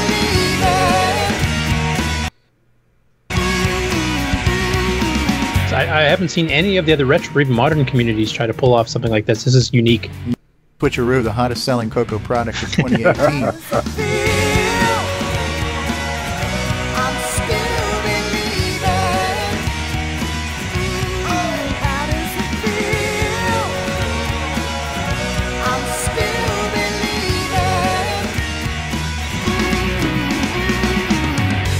CoCoForever.gracenote.ca. Ooh. So you're saying the whole thing's ready for me to order finally? Yes, episode 9 is out, and for those of you who are binge watchers or binge consumers, I've packaged it all up so you can get the whole thing all at once. I think I'll do that. It's about 400 and I think it's 460 megs altogether for the whole thing. That's episodes 10 episodes numbered 0 through 9. The story Excellent. Got a question for you. In the video you just showed, there was the subway shuttle system. Was that the one at Tandy? Yeah, that's the actual Tandy subway system. Yeah. You found video of it. That's great. I found video and I found the guy who did it, and he gave me permission to use it. So yeah, it's the actual stuff. Wow. And it's integrated into the storyline too. So it's an integral part of the story. Wow. Well, Bruce, we have at least one viewer who's with us today who's never seen an episode of CoCoTALK before. So why don't you take a minute to explain the whole idea of what is CoCo Forever for somebody who, maybe is watching us for the first time, or just to remind people who've been lazy like Curtis. Well, the concept, I guess, is it's okay. So this is a fictional thing. This is a story. It's a what if story. I'd been watching Back to the Future and introduced it to my kids, and then I got thinking Back to the Future for the CoCo. What if you could go back there and change some of the missteps that Tandy had made, and then you come back to the present, and Tandy would be the company, right? Of course, that never goes the way it's supposed to, and so I think I've got a entertaining story there. I've had a lot of members of the community take part, either as alternate versions of themselves or just essentially alternate versions of themselves with odd names. And as you know, Stevie, you were in the opening there, and I think there's maybe there's at least a dozen. I think there's a dozen different voice actors. So it's 10 episodes, 0 through 9. I think it tells a good story. It's a good lot of fun. And if you were disappointed that Ready Player One did not have the CoCo in it, this is a story where it's all CoCo all the way. Right. And we use the term voice actors loosely. So well, hey, when you're acting as yourself, it's actually pretty neat. I resemble that remark. Yes. So they're voice untalents? I frankly, I love Jason's rendition of the security guard. It's actually perfect for a security guard, I think. Yeah. Well, one of my favorite lines from it too is oh, I'm much happier breaking stuff. So we should probably point out that it is mostly an audio drama, so it's something people listen to. But it also is a kind of a mixed media augmented reality thing where there is content to look at as in PDF documents and JPEGs. There are some interactive programs you run on the CoCo that mix it. So it is, as Curtis said in the trailer, it's something like the retro community has never seen before, literally, right? So yeah, it's a sort of, I'm going for an immersive kind of experience. So, Rainbow magazine covers, that could have happened in an alternate timeline. There's there's that. And then there are interactive parts as well where you need to run it on your CoCo, and it's more like one of those what do they call them? Pick a path adventure books or something like that. Yeah, choose your own adventures. Yeah, choose your own adventures. Yeah, where you have several options and it navigates you through the story. And I mean, if you miss that, it's not gonna wreck the story, but it does definitely give you some background details to enhance the whole fun of the story. So. Value added there. Now, one thing we should mention too, and correct me if I'm wrong in this, but the interactive CoCo parts, they're CoCo 1 and 2 compatible. You don't require CoCo 3 or anything. Everything runs on the older. Yeah, they'll run on the baseline CoCo, absolutely. Okay. Very cool. Well, we're very grateful for having you contributing to our community as we are with everyone else as well. So that's very cool stuff. All right, so now that we've talked about that, CoCo Forever, the entire series is able to be downloaded and binged. And we should also mention there is a financial cost associated with this too. So when you go to cocoforever.gracenote.ca, you purchase this. So go to the website. You can buy individual episodes, or you have a bulk download now, or you can get the whole thing. Yeah. There you go. So it's kind of the Costco philosophy. If you buy it in bulk, you save some money that way. All right. So. If you get the whole thing at once, it's like $20. I don't know. I think it's pretty good entertainment value for $20. I think. Right. It was a lot of work. So I mean, yeah. Very, very cool. All right, so we are going to now go ahead and take a break, and then we'll be back. Hopefully, Rick Adams is still awake, and we can talk about what he's working on. And so this is going to be a very software heavy episode of CoCoTALK, but that's not a bad thing, right? We're just going to break it up just a little bit. So we'll be back after these words, everybody. Hi, I'm David Ladd. Thank you for watching Stevie Stroh. No, it's not.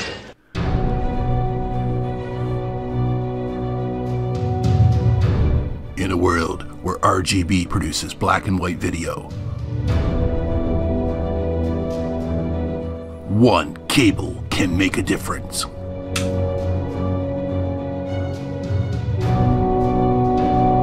Switcheroo. CoCo3ScartCable.com. What's going on, guys? Stevie Stroh here, and I want to say thank you so much for being part of this adventure with us. It's been such a great experience in doing CoCoTALK every week, and the support we get is just amazing. And so the fact that you watch and listen is all the reward that we need. However, if you would like to become a patron of the show and offer some financial assistance towards the production and hosting costs of the show, we do have a Patreon site available for that, and you can reach that by going to our website at CoCoTALK.live and clicking on the Patreon link. But just do us a favor and watch and listen to the show.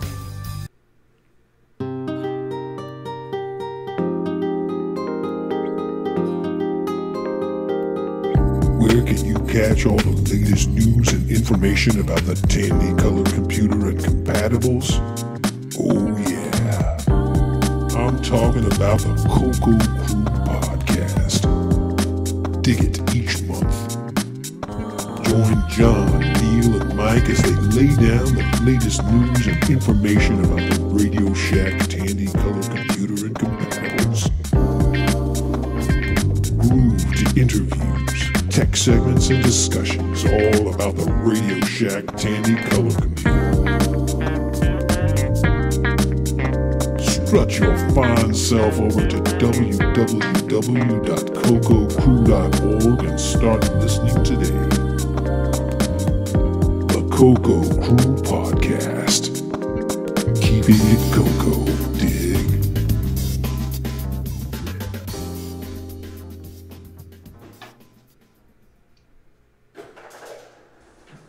Fletcher, I don't need that report tomorrow. Great, JT. I need it tonight. But JT... Fletcher saved $300 on her office away from the office. Radio Shack's revolutionary Model 100 computer. It's a word processor, phone directory, and dialer. It even communicates with the office computer. Fletcher, how's that report? Fletcher. Radio Shack's Model 100. Save $300 and put it to work. You'll go far, Fletcher. You'll go far. We now return you to CoCoTALK. All right, Fletcher. Where is Fletcher today? That should be a segment. Anybody know Fletcher? We got to get her on the show and say, Fletcher, how far did you go? Stevie, before we go on too far, we did have at least one comment in chat, and it had to do with the fact that the direct page variables kept the program from being relative. And no, that's not necessarily true, especially in the case of OS9. You mean as far as keeping it position independent? Exactly. Okay. So direct page does not modify the fact that it's still position independent code. Right, exactly. Yeah, and in OS9, if you fork a process, especially at OS9 level 1, it'll actually give each process its own unique direct page. Excellent. Just want to make sure they were understanding what was going on there when we were talking about relative code. Okay. Well, I want to say thank you, Steve, for now 11 great episodes of Learning Assembly, because I'm probably not the only person who says, I wish I learned it back then. I always wanted to as a kid, and I never did. And if only, if only there was someone out there who could, teach us this thing. And luckily we have these people in our community like yourself and Paul Fiscarelli, and we have now Rick Adams' project is going to be sharing his source code with his current project, letting you be a fly on the wall to what it's like to be, develop software like a rock star. So good stuff. And so I guess this next part here, we're going to make it a multi-purpose core dump. Right. And is that okay with you, Nick Marentes? Yep, no problem. We're going to let Rick lead this thing off, but before we get started, because this is a professional show, we do have a little segment infographic here to let everybody know we're about ready to have a core dump. So get ready for this, folks.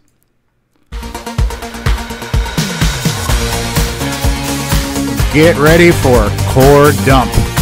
Discussions, solutions, and brainstorming, hosted by Nick Marentes with special guests this week, Rick Adams. All right, so the core dump is about to begin. So how about we start? How about we start with Rick Adams? Tell us what you've got going on right now, Rick. Well, it's really kind of timely that we were looking at a bouncing dot earlier, because I have an assembly program that does dots moving around that I've been working on. Basically, this is the very, very bare beginnings of what I'm hoping will be Temple of Rom version 2. And I'm starting it very slowly and very methodically.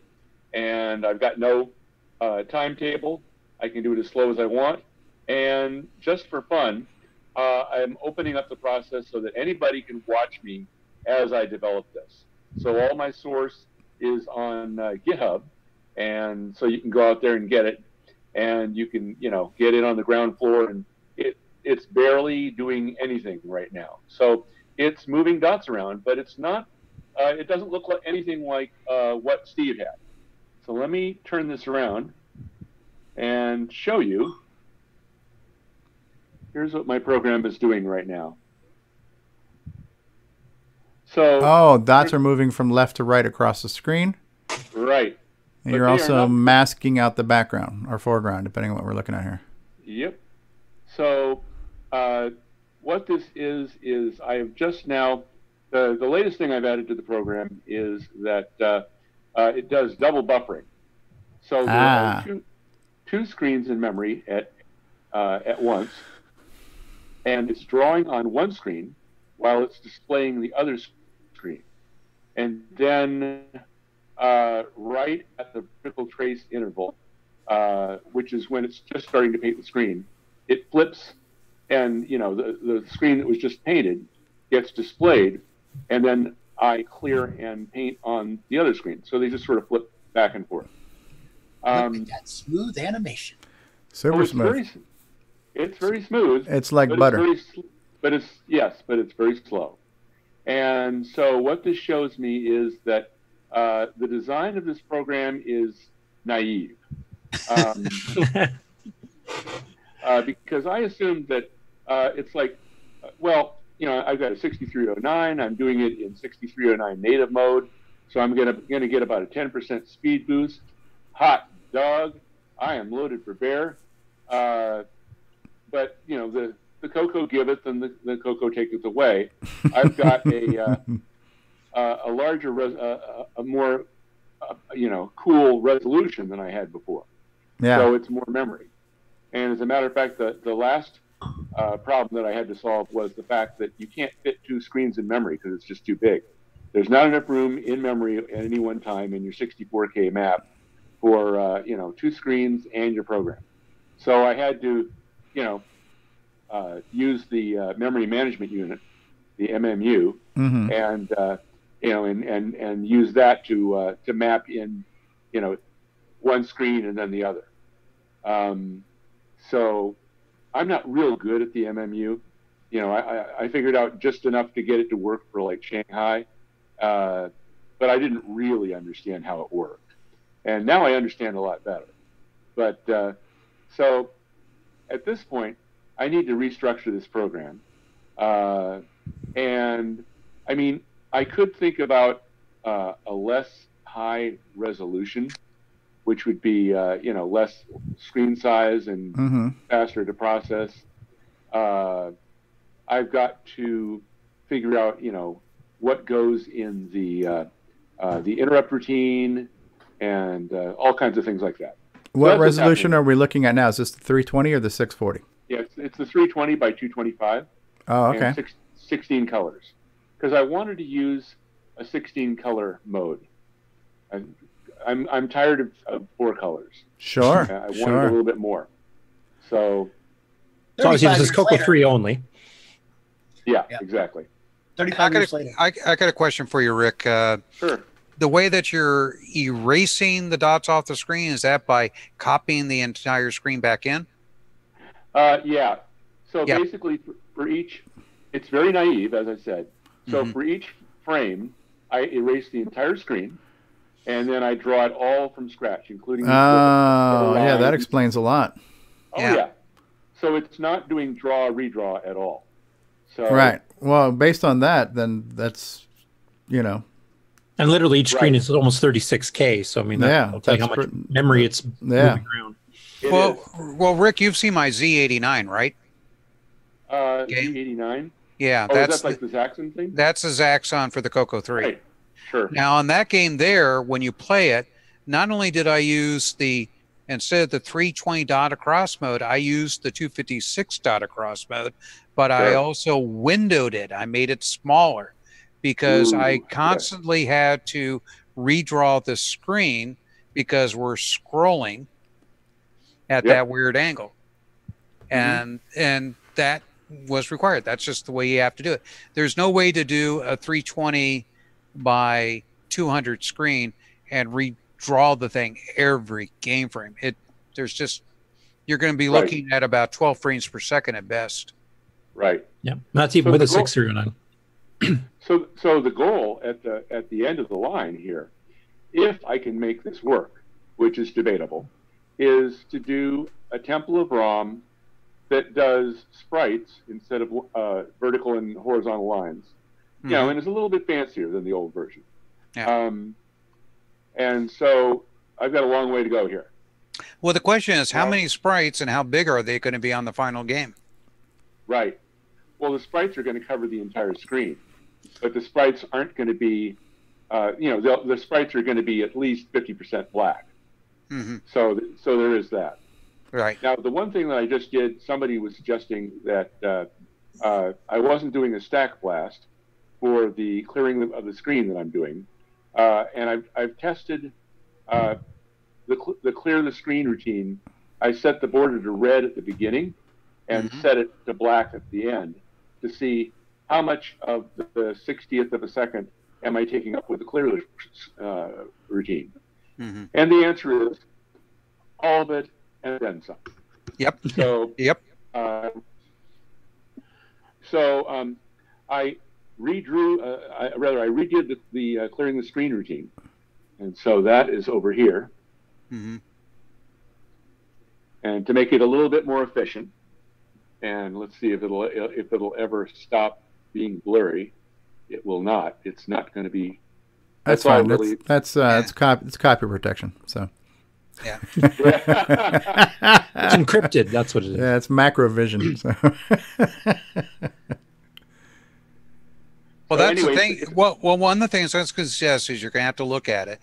There's two ways of doing it. You can do a complete screen blast to erase all your graphics and put the base screen back up there and put the new graphics on top of that.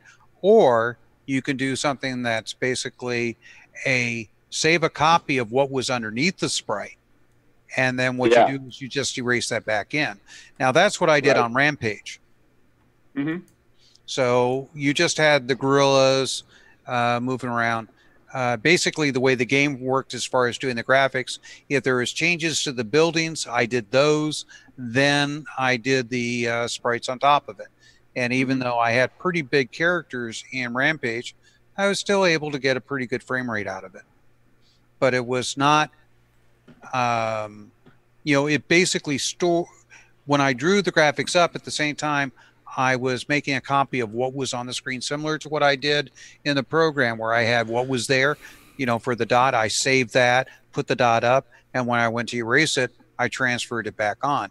It's something very similar to that, but it's a list, and you build up the list one way, and then you run backwards, and that erases the information off the screen. Mm-hmm.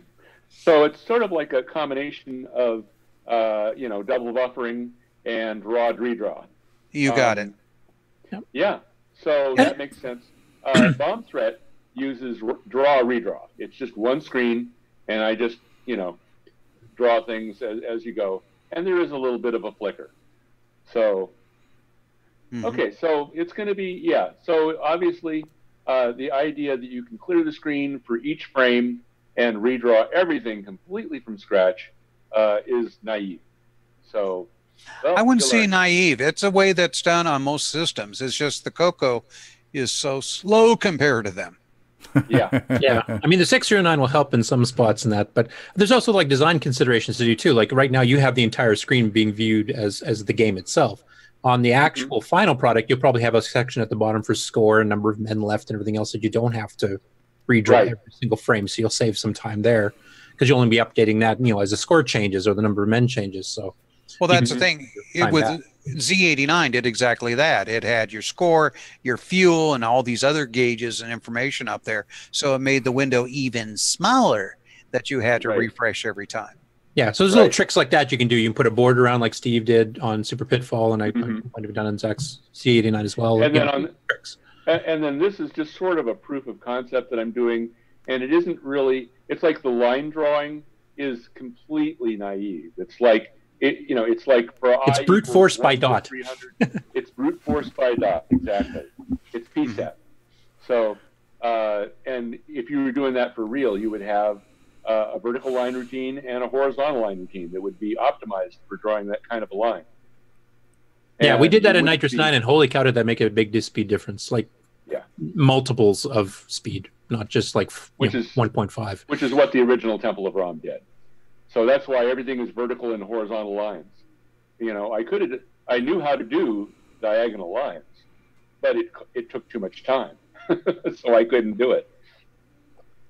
So are you planning on the game still being kind of vector art for the temple itself, or are you going to be a little bit more embellished than just the outline of the temple?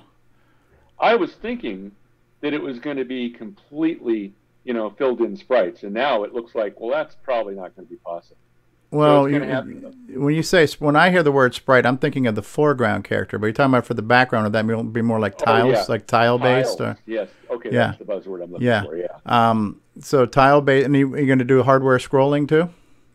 I'm gonna try. I think it seems like if you're going to be scrolling around, in all dimensions, like Temple of Rom did, which was kind of its tour de force. If you could do that with hardware scrolling. That would be really nice. Now, I don't really know enough about that yet to be able to do that, so it'll be interesting to learn that. Yeah, that's something I'd like to tap into one day too. I'm way not ready for that part yet, but no, that's cool. How are you copying the screens? I'm just completely. I'm not copying at all. I'm just completely clearing the entire screen and redrawing it from scratch every frame. How are you clearing the screen? With a stack blast. Or TFM if you're a 6 or a 9, if I remember correctly. I did try that. I did that, and that worked. But now I'm doing a stack blast. I've heard that it is faster than TFM. Yeah, if you're just doing a stack blast, is even on the 609 is a little bit faster than using a TFM. But if you're copying screen data, then a TFM is faster than any stack blast can be. Right. Okay, that makes sense. And one other trick I wanted to mention that like King's Quest 3 and some of the Sierra games use is that it's actually drawing a 320 mode screen, but it's treating it like a 160, exactly like Steve did with his bouncing ball, where he's treating it as a 4-color screen when it's really a 2-color mode. Because then you can take all the masking of having to do the foreground and merging pixels with the background stuff, and you can just trash all that because everything's a single byte. Like we were mentioning before, the VGA, like 256 colors, what's 1 byte per pixel. Well, you're just doing 2 pixels at a time. You treat them as a double pixel. And then you don't have to worry about all the masking stuff. You're just drawing raw bytes at a time. Right. You get your virtual res will be 160. It'll look like the 160 mode, but all the calculations are much simpler. DEFCON 2. So I would imagine a lot of discussions on Discord will be taking place as you continue to hammer this through, right? So Right. Yeah. Yeah, there's just so many different ways of doing it. It's trying to find which way works for the type of game you're doing or program. It's just trying to figure it out in the end. Right. But you know what I love about it, Rick, is there's many things I love about this. Number one, you're sharing it. Yeah. Number two, even though you have done things in the past, you're doing new things. You're entering uncharted territory, and so you're basically not bashful about enlisting help from the community. And I just think that's a testament to both your lack of ego as well as the community all coming together, just wanting to brainstorm and help you, make this. So it's it's very awesome. And that's the thing. And that's the thing. I'm going for maximum fun. It's like you can have fun, or you could make money, or you could do some combination of the two. And for this one, I'm going for maximum fun. So, and I did this stuff a long time ago, and then I wasn't doing it for a long time, and now I'm getting back into it again.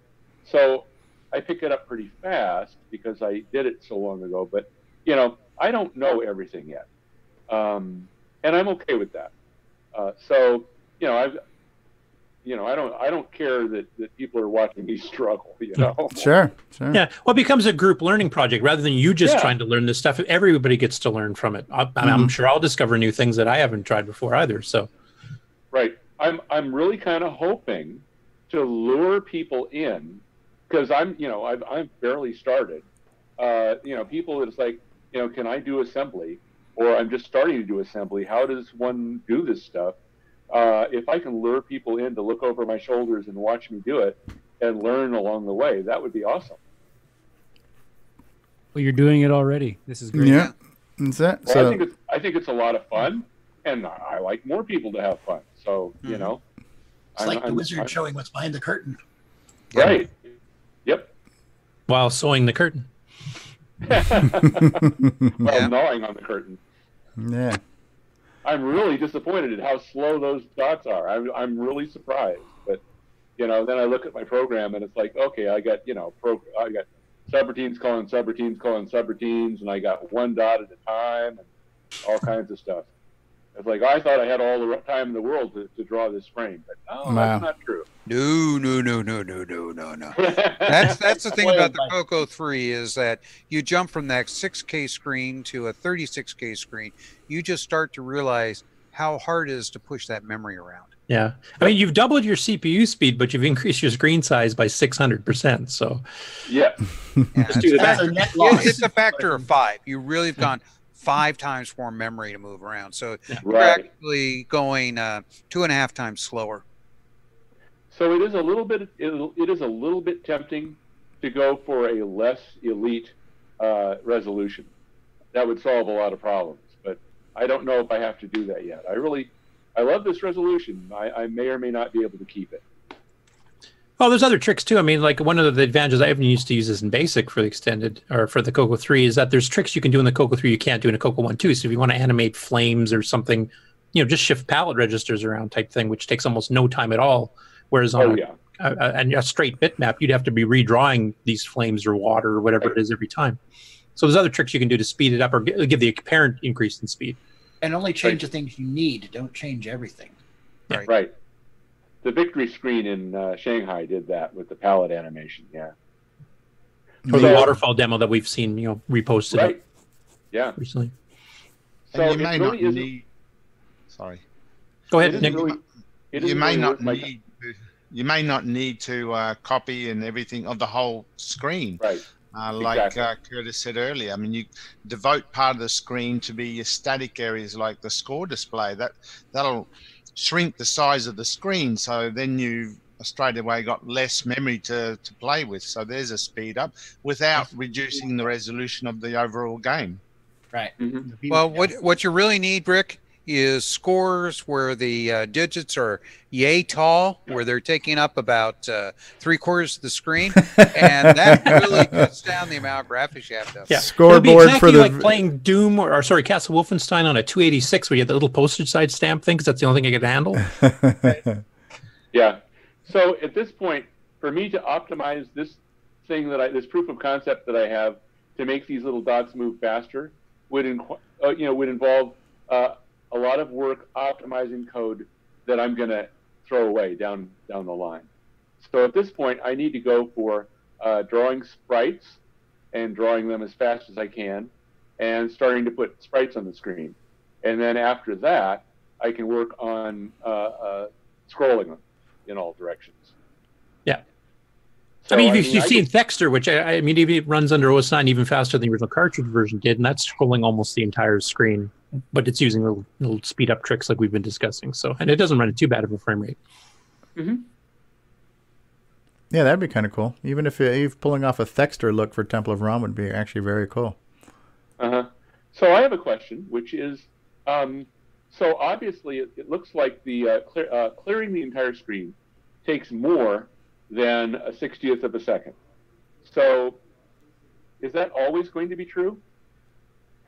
It's just always going to take maybe about three screen cycles. Well, you're clearing 36,000 bytes. If you're using a TFM, that's 3 cycles per byte.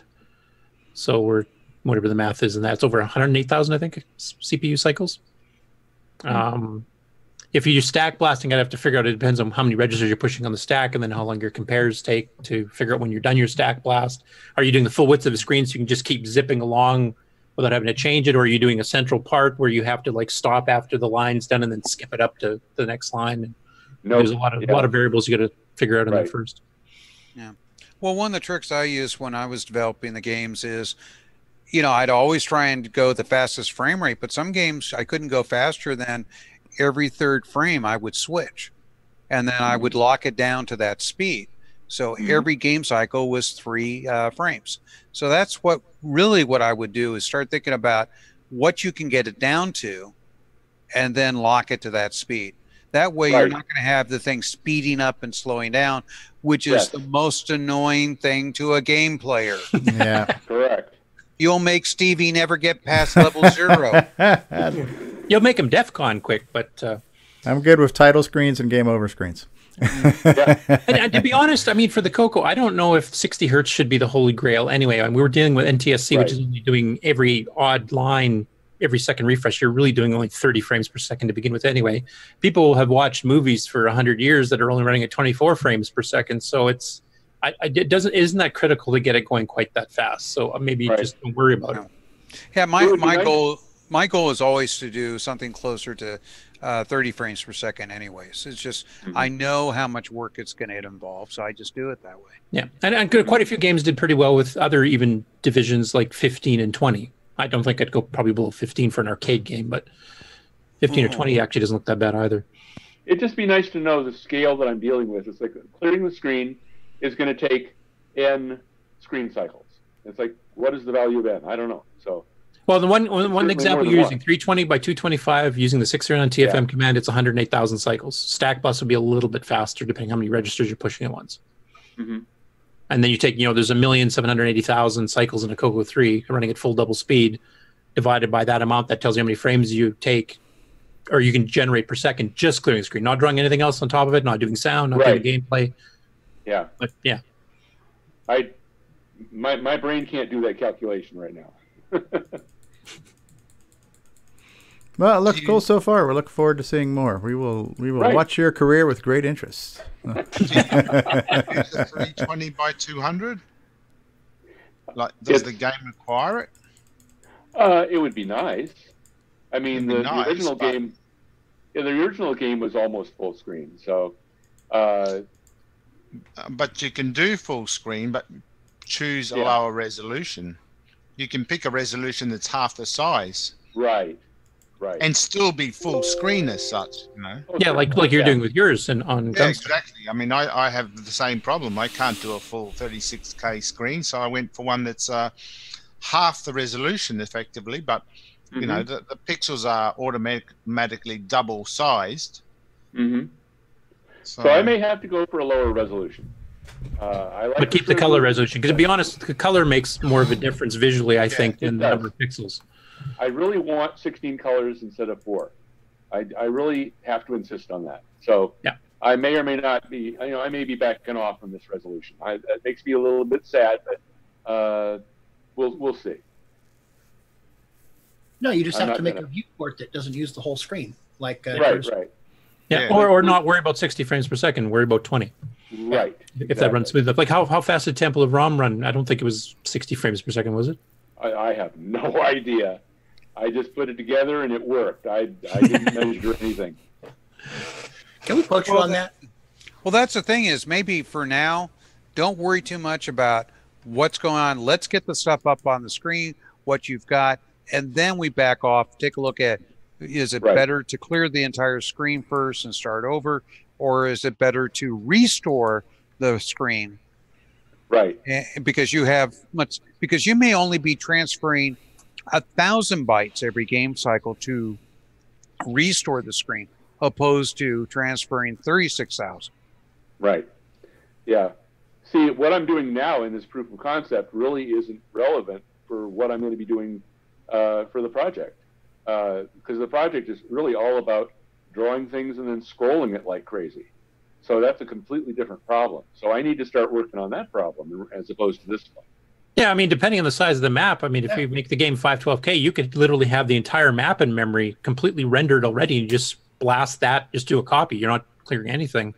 And then just blast it on and then overprint your sprites and restore, as Steve said, because you have the entire map already expanded out graphically in memory, and you just restore from those points wherever you're redrawing underneath the sprite. Right.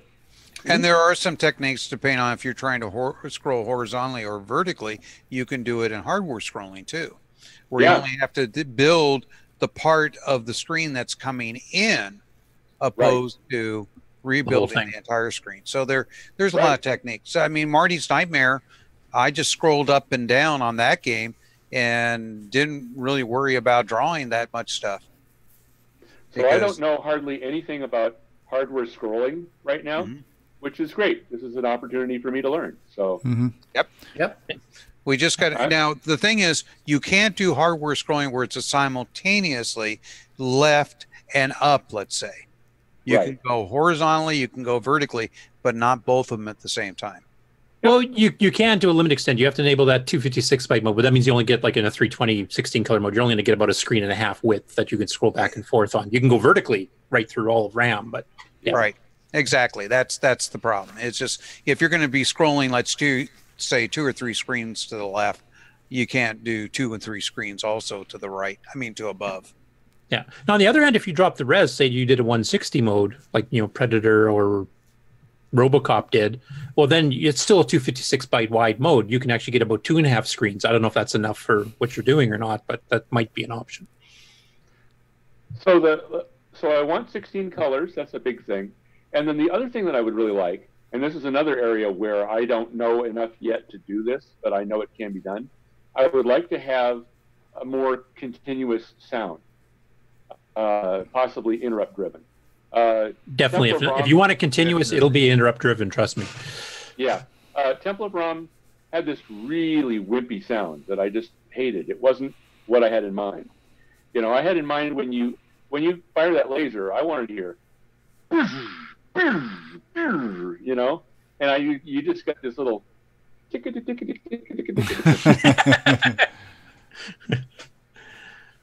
when I was developing it, my kids were playing it, and in this room in my house, and I was coming up to the house, and I looked through the window, and I could see them playing it, and they're firing the laser, and I just had this idea in my head that it's like, yeah, that looks like, that looks great. And then I walked in the house, and then I heard the actual sound. It was like, and it's like, and I'm like, oh, that is so pathetic. Both Nick and Steve can help you with that because they've done a lot of background IRQ-driven sound routines. And well, not only that, there's all these new options of sound chips now for the CoCo. I mean, we can have some stuff that's killer ass. Can you say that? Jonathan too. He's got some code ready to go. So yeah. So so this is all. It's some areas where that's new to me, and I get to learn it, and possibly I can drag some people along with me, and they can learn it too. And I don't have to pretend to know everything. So it's all good. Yep. There you go. I really like the fact it's a group project, a group learning project where everybody gets to learn along with you. Now, I've got it on my GitHub, but the GitHub has like a long, unpronounceable name, and I need to change that to something simple like Rick Adams. Right now, it's the GitHub of Yggdrasil Radio. And it's like, well, good luck, spelling that. That's the name of my online radio station. So we'll fix that to something simpler. Cool. Well, it's from humble beginnings, right? Yes. Very cool. Well, I'm very excited to see another Rick Adams. Yeah. I'm very excited to see another Rick Adams project out there taking shape. Of course, now I got to finish OmniStar. Of course, did we leave enough time for Nick? Yeah, we got time for Nick. Oh, I'm sorry. Yeah, I don't want to take all the time. Yeah, no, I wasn't sure if Danny was just asking the question. That's all. We got lots of time. We got all the time in the world, and this is only the first of 9 shows we're going to do today. So, only 2 hours. We got all day long. So, for anyone who wants to follow this, Discord's probably the best place at this point. Rick has got links to where to find the source code on GitHub with the unpronounceable name. I just posted it in the YouTube chat. Okay, and there's also been an ongoing discussion already on some of this stuff too. So feel free to join in or just follow along if you want to learn this kind of stuff yourself. Mm-hmm. Absolutely. Yeah. Cool. Well, we will look forward to more and more updates on this, and whenever you want to show us something new on the show, you've got an open forum to do that. So look forward to those updates. So we've had so many things premiere on this show, like Bomb Threat, that your project from a year ago now. It's hard to believe it's been a year since Bomb Threat. And now, actually, I don't know if we've done an actual official premiere of OmniStar yet, but we'll probably do for that in the near future, right? So, yeah, lots of premieres. So when we're ready to give sneak peeks and premieres, we'll do it. We'll do it live. Star Pilot debuted here too. So. Hey, Steve. Yeah. When you see the latest version of OmniStar, there's sort of some surprises. And so if you play it, you're going to see those surprises, and it's going to spoil the game. So I wonder. Well, I mean, I suppose I could turn that feature off, and you could do a demo of it.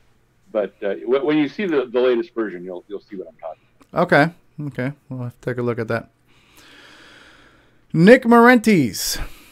G'day. Because we hijacked your segment. Yes.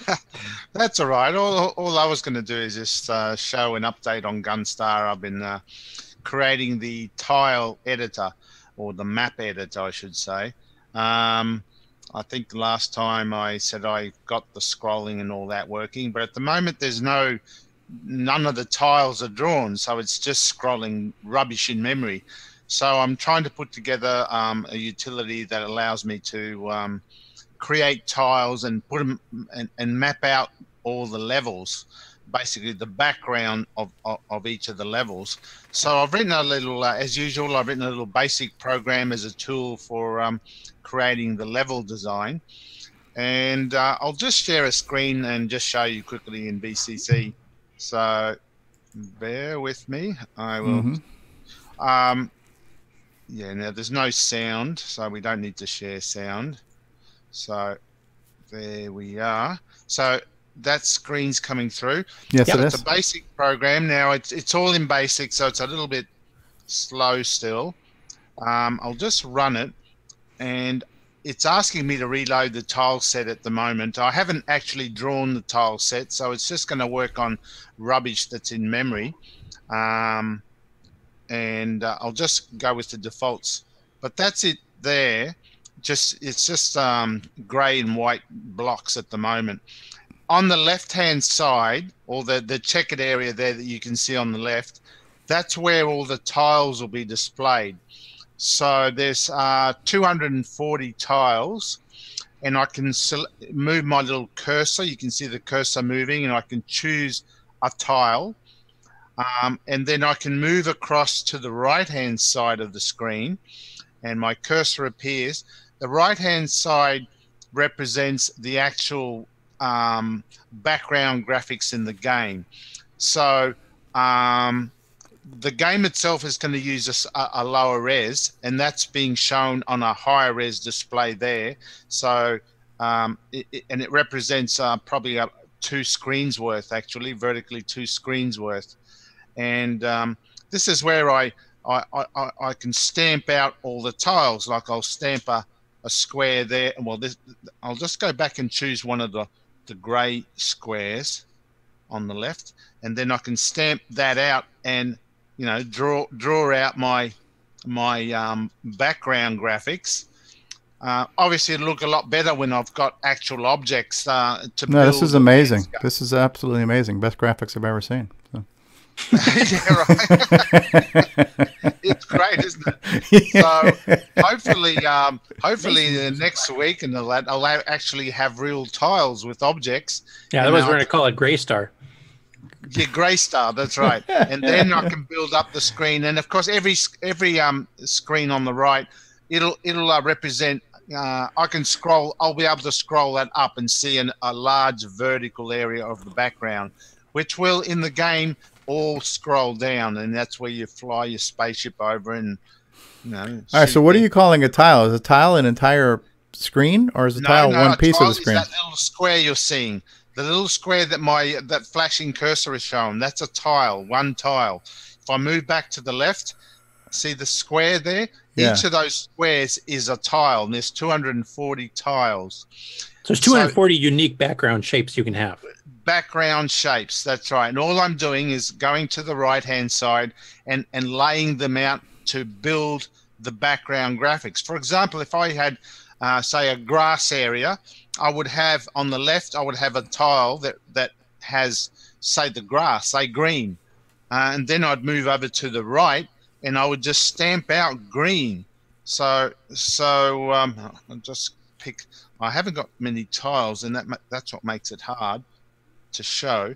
But, if this was a green, I wanted grass, for example, I would just go ahead and draw the grass. Buildings and stuff, I would build them up as tiles on the left, and then on the right I would just stamp them out and gradually just build up the screen like a whole pile of Lego blocks. Essentially, I pick a Lego block on the left and I put it in on the right and gradually build up an entire background. I think I'm just having a hard time connecting the dots on what's on the left and what's on the right now as far as okay. Left is a list showing all the 240 unique background pieces that you can do. The right, you put them all together, so you can have like 5 or 6 grass in a row going across, for example, to make a So is one tile, what is it? What is the pixel dimensions of one tile? 8 by 8. Do you have a file that you can load in that actually has some graphics? No, that's what I haven't done yet. Yeah. So okay. So you've just created the editor right now. We don't have any images to see in the editor. And once I've got the editor, then I can use the graphics that I'll draw And then what are we looking at the window on the right? How many tiles makes up that window? On the right represents the actual bitmap screen of the game, and there are 24 tiles horizontally, and then it's whatever number of tiles vertically. Really, it can span several screens worth. Okay, so on your left-hand side, I see 10 blocks wide. Yeah, but but each tile is what you're interested in. Each square that I'm highlighting is a tile. Think of a tile as a character set. So this is my character set, for example. So this is where I define all the characters. I can put an A and a B and a C and a graphic blocks and all that. Just like, say, on a normal VDG screen, you've got your character set on your normal screen. Then you then pick those characters and you build the screen that you want, your main VDG screen. It's the same as John Strong demonstrated for us, Stevie, if you remember his tile and block. Yeah, no, I understand what a tile is, but I guess I'm just not able to visualize it because there's no pictures here. I guess I need to see the pictures. Yeah, pictures. Steve needs pictures. I need pictures. Yeah. Okay. So that's hopefully next week I'll have some tiles. Then you'll be able to visualize how the pieces go together. So currently that's what I've done. It's just a basic program which I use to build the actual map, and the map will get because like in Popstar Pilot, one tile could be like a piece of the ground, or the palm tree, or a piece of the building. Yeah. Yes, I mean, exactly. and that part I understand. I'm just not connecting the dots between what I see on the left and what I see on the right. So until there's more colors and more pictures, I can't fully process this. So I got you though. Yeah. So this will make more sense when there's actual graphics in the tiles. Yeah. Maybe show us next week more about it. Yeah. Definitely. That's right. So this is just what I've done so far. This is the map editor. Right, and this is similar at this stage of this. You're basically showing us a tool to create content. You just haven't created the content yet. So this would be similar to like when you showed us the music player that had no music. Yeah, right. Yes, that's right. Because Nick really likes to wow us with things like that. Here's something that might function. You've got to have the tool in order That's to it. Yeah, I'm going to show you my music composition tool. Speaking of the tool, is this written in assembly or basic? This is all in basic. Yeah, which is impressive. Boy, that's a short program. No, just kidding. Yeah. Well, that's it. Yeah. Wow. So far. Well, it's almost done. The tile is almost there. I haven't got the save option in there, so whatever I create, I'll just lose it if I don't. That explains why he doesn't have anything to show us. He hasn't finished the freaking thing. Let me ask you, Nick, have you created a title screen for this editor tool? Well, yeah, well, sort of. See, map edit, tile map editor for Gunstar. It's the very top. So yeah, there's the title screen because I usually used to like to make title screens before I get into the actual program. So yeah, that was my feeling when I was young. Still,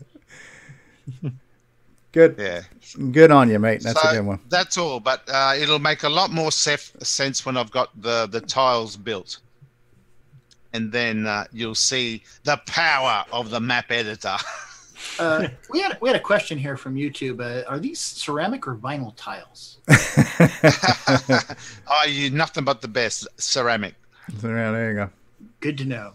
Or marble.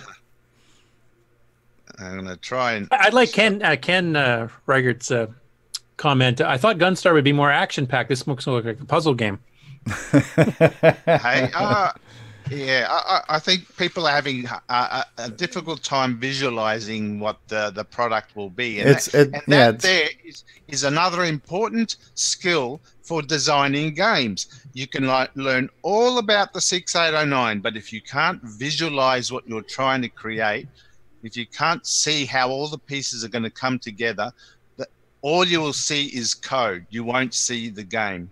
Yeah, you've got to be able to visualize where you're going, and then you need to build based on the code, the graphics, and the techniques. That's what all comes together and makes the final product. So yeah, this isn't so exciting, but it is all part of the building up to the game. And I think the moral of the story is it's hard to see what's not there. Yeah. So I do have a question for you, Nick, because you did a tile editor for Popstar too, did you not? Yeah, I did. Yeah. You couldn't repurpose that one? Well, the thing is, Popstar was a horizontal scrolling game, so the orientation is different. I think the tile sizes were different. Oh, okay. So there's a few differences. Yeah, there's a few differences, and this one's been tailored to work with Gunstar, which is a vertical shoot 'em up. So yeah, all the screens will be vertically aligned, and I think I've got well, the way I've mapped all the tiles in memory is a little bit different. So yeah, I mean. Every time you write a program, you know that, oh, well, I should have done this, should have done that, would have been quicker to do this. So the next program is going to be different, and it always has been different for me. So I haven't been able to repurpose any older code because I always have better ideas. Oh, I can do that better. So it's always different. There you go. Yeah. Very cool.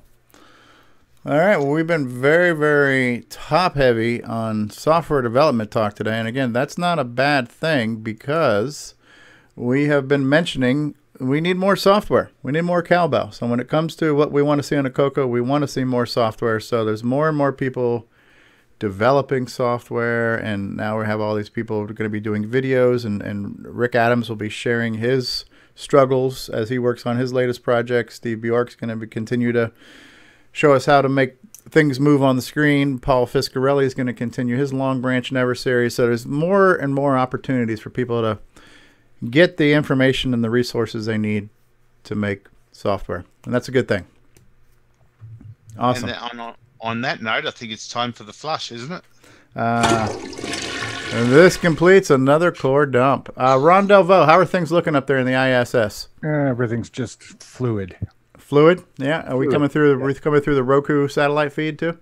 Yep, we are. All right, there we go. Yeah, Ron hasn't been talking too much during this segment because he's been busy, coding all of his new assembly games. So that's correct. He's been watching videos on the CoCo, I know. Big reveal on Christmas. Hey, Grant. Yes. So with Nick saying that he's been switching sides with his code from Popstar to this one, are you relational with this? Huh? What? Never mind. Bad joke. Yes. Yeah, it's a bad joke when you got to explain it. Yeah. or the punchline is, you get it? You get it? No. Not us. Oh, Lord have mercy. Welcome, David, by the way. And Grant. Hey, David Ladd, what have you been up to? Oh, I'm much happier breaking stuff. Oh, What have that's I been great. up to? Well, I think you can kind of hear what I've been up to. David Ladd. It's fine breaking things. Hey, If you want to really see David go at it, catch him on Discord when a telemarketer calls after 9 o'clock at night. Boy, do you get an earful. Yeah. It was basically telling the let's guy not bring that up. You were telling the guy what he could do with his MC10. That's 18 plus content. It wasn't just, what he could do with his father, his mother, his sister. Boy. Oh, David Ladd. Has a bit of a potty mouth on him, does he? Oh yeah. Not our and sweet it's the innocent David. situations he wants to put the telemarketer into.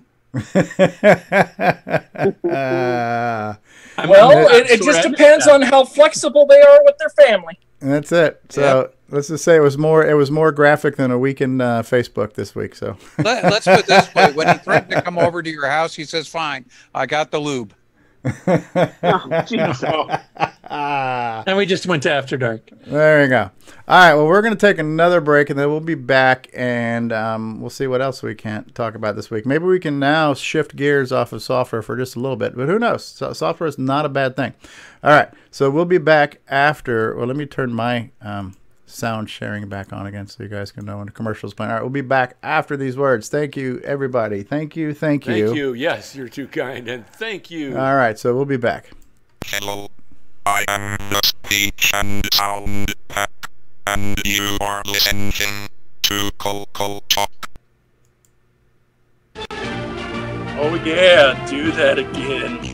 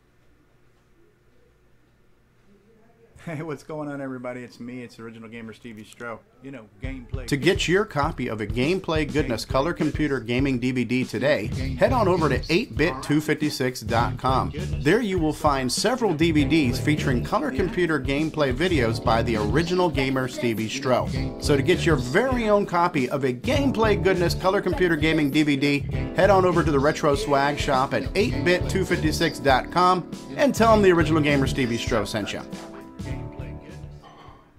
Let the Radio Shack TRS-80 put the world of color computing into your home.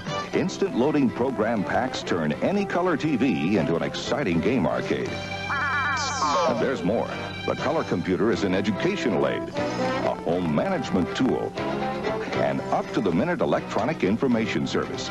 The programmable, expandable TRS-80 color computer from $399 only at Radio Shack, the biggest name in little computers. We now return you to CoCoTALK.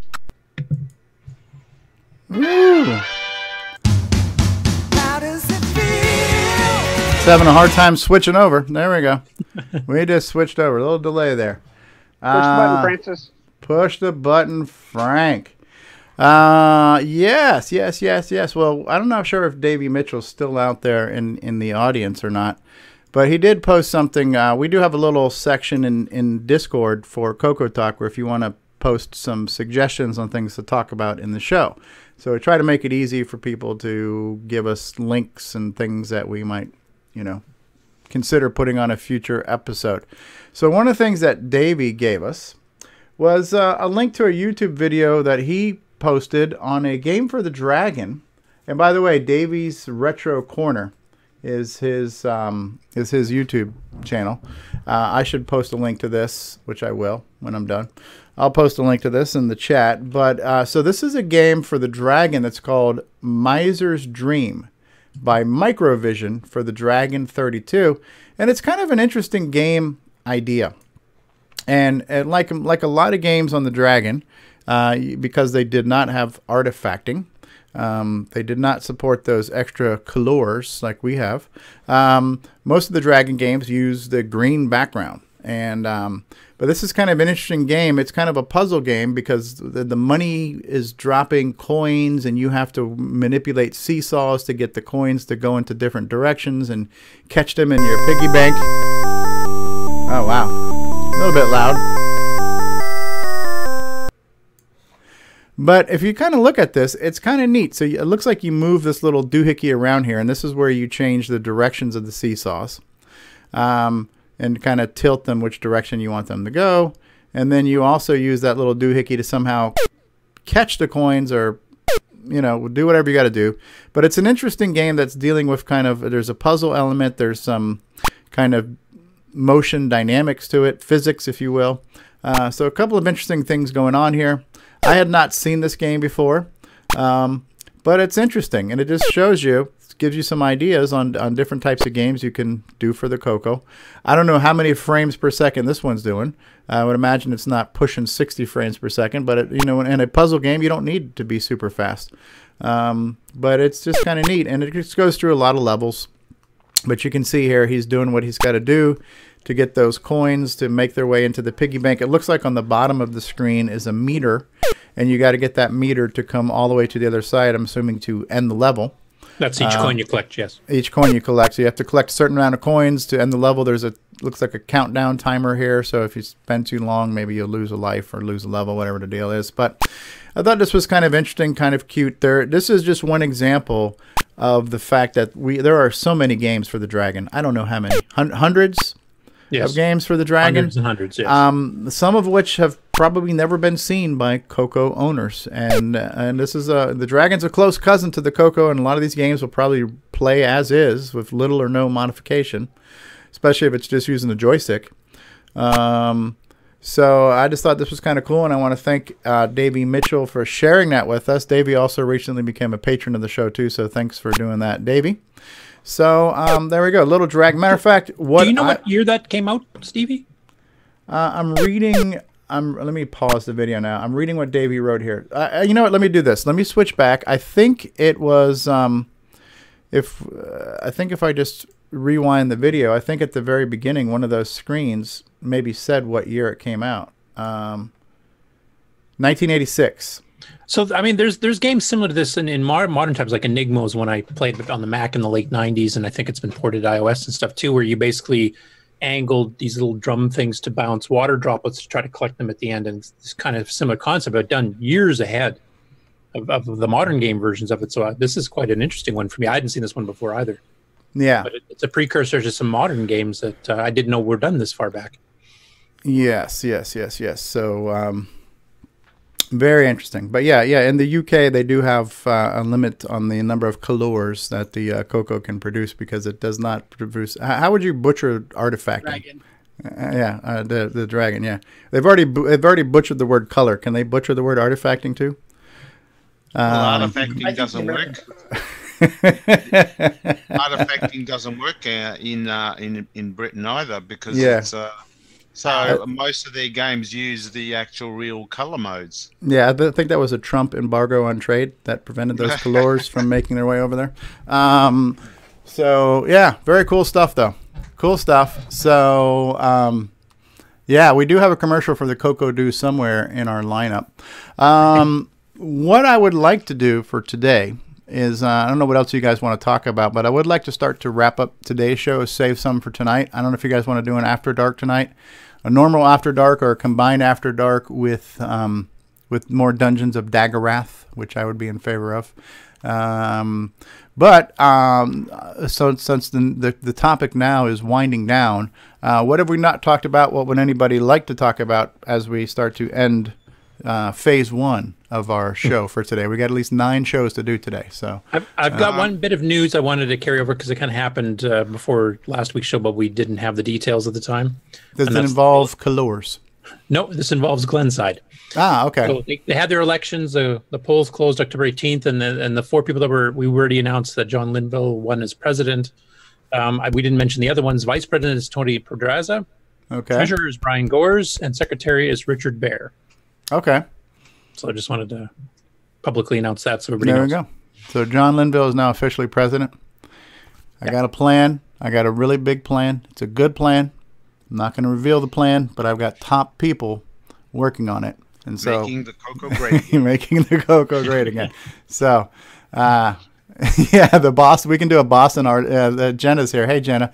Jenna's recently popped into our community recently too. You should join us on the call, or if not now, maybe later tonight. But yeah, we can do a Boston accent and artifact. An artifact. I'm gonna pack the car where it's been artifact in the yard. So yeah. So Yeah, we have. well, the thing is, a lot of people don't know Jenna used to work for EA. Yeah, yeah. Electronic Arts.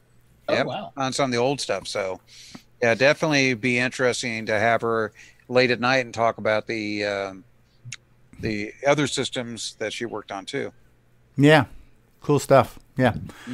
I've just quickly found the tile editor for Popstar, which does have tiles. So yeah, if you want, I can quickly pop that up. So maybe that'll make the whole tile thing. Yes. It's easier to see things that are visually there. So by all means. Okay, so oh, look at those colors. Yes. So this is the tile editor for Popstar Pilot, and like the Gunstar one, see the flashing cursor, which I'll just get my cursor going. So that's the cursor in the actual Popstar Pilot, being a horizontal scrolling game. The display goes horizontally, and there's more screens after and before this. So basically, I choose a segment of the screen, and then I can go down to the bottom part, which is the equivalent of the left-hand part in Gunstar, and I go through and I choose a tile. See, these are the tiles that I've drawn. So, for example, I pick a tile. I've got to remember what all the controls were. And then move up. Ease of use. Hey, I have put instructions. Perfect timing. So I can, build things together. I mean, this is just rubbish I'm putting together now. But yeah, I pick my tiles from down here, and I can build my terrain. And so what are the tile size on this set here? Like 16 by 16? I thought they were 16 by 16. So yeah. So every square can contain one tile, which is 16 pixels square. Yeah. And then so that 16 pixels divided by the 320 is, I can't do that math, but that's what, 20 tiles across? Yeah, well, you think about it. I mean, whatever size that screen is in the top part of the screen, if it was just a bitmap screen, I have to calculate the right accurate size. But say that's a 16K screen. Well, by using tiles, it won't take up that much. It really just takes up the number of tiles. These right. It's almost treating a graphic screen like a text screen, where one cell is that. Exactly. Graphics, But you're doing a smooth scroll on it, so it's not jerking it by 16 pixels.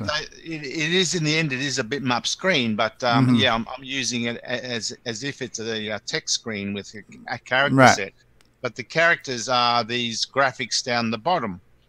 And I build my entire level, and that's actually all the tiles in Popstar Pilot. It actually had a very small number of tiles, and yet it could do 80 screens. Yeah. How fast is your routine to render one tile on the screen? Because you're talking about 16 pixels across by 16 pixels down. Do you have something optimized that was able to basically paste that tile into memory? I'm just using get and put. So I get I'm talking about in your assembly language in the game. When you're generating the tiles in the actual game, how fast is that routine? It doesn't quite work by pasting an entire tile. Once it makes a map of what all the levels will be, during the game, it reads that map, but it reads in Popstar Pilot's case, because it reads all the tiles in vertical columns, and it reads, say, the extreme. It reads one strip only and draws it off screen, scrolls the screen a bit, then it'll go back and do another vertical column, but it'll do the next strip. It's a bit hard to explain. No, I understand that part, but I'm just thinking, like for the case of Rick Adams, this is probably something that would help Temple of Rom. Instead of him having to plot the lines and all that kind of stuff, if he could just paste tiles on the screen, I'm just wondering how fast your routine is that actually generates those. Well, it doesn't have to be too fast, but if every tile is 16, let's say 16 lines high, and there are vertically, say 10 tiles for every screen vertically, that means I'm only moving 10 by 16 bytes each frame, which is very small. Remember, I'm not erasing the whole screen. Once it draws a strip, a vertical strip, the next vertical strip to appear on the screen, it then moves the entire screen left using the hardware scroll. So once it's drawn, that's it. I don't need to touch anything else. It moves it all to the left. Next frame, it'll draw the next vertical strip just off screen. Once it's done that, it then scrolls it into screen using the horizontal scroll. Yes, you're only drawing one strip per screen refresh, basically, instead of the whole. So you're not even updating the whole screen. You're up to It would be too slow, as Rick has found. Yeah. Now, Gunstar's a little bit different in that I have gone back to a method whereby I am actually redoing the whole screen. And if I was using the same resolution, say what Rick's doing, then yes, that's a lot of RAM to do, and it just won't do it fast enough, which is why you have to make other compromises. So I've gone to a lower resolution mode.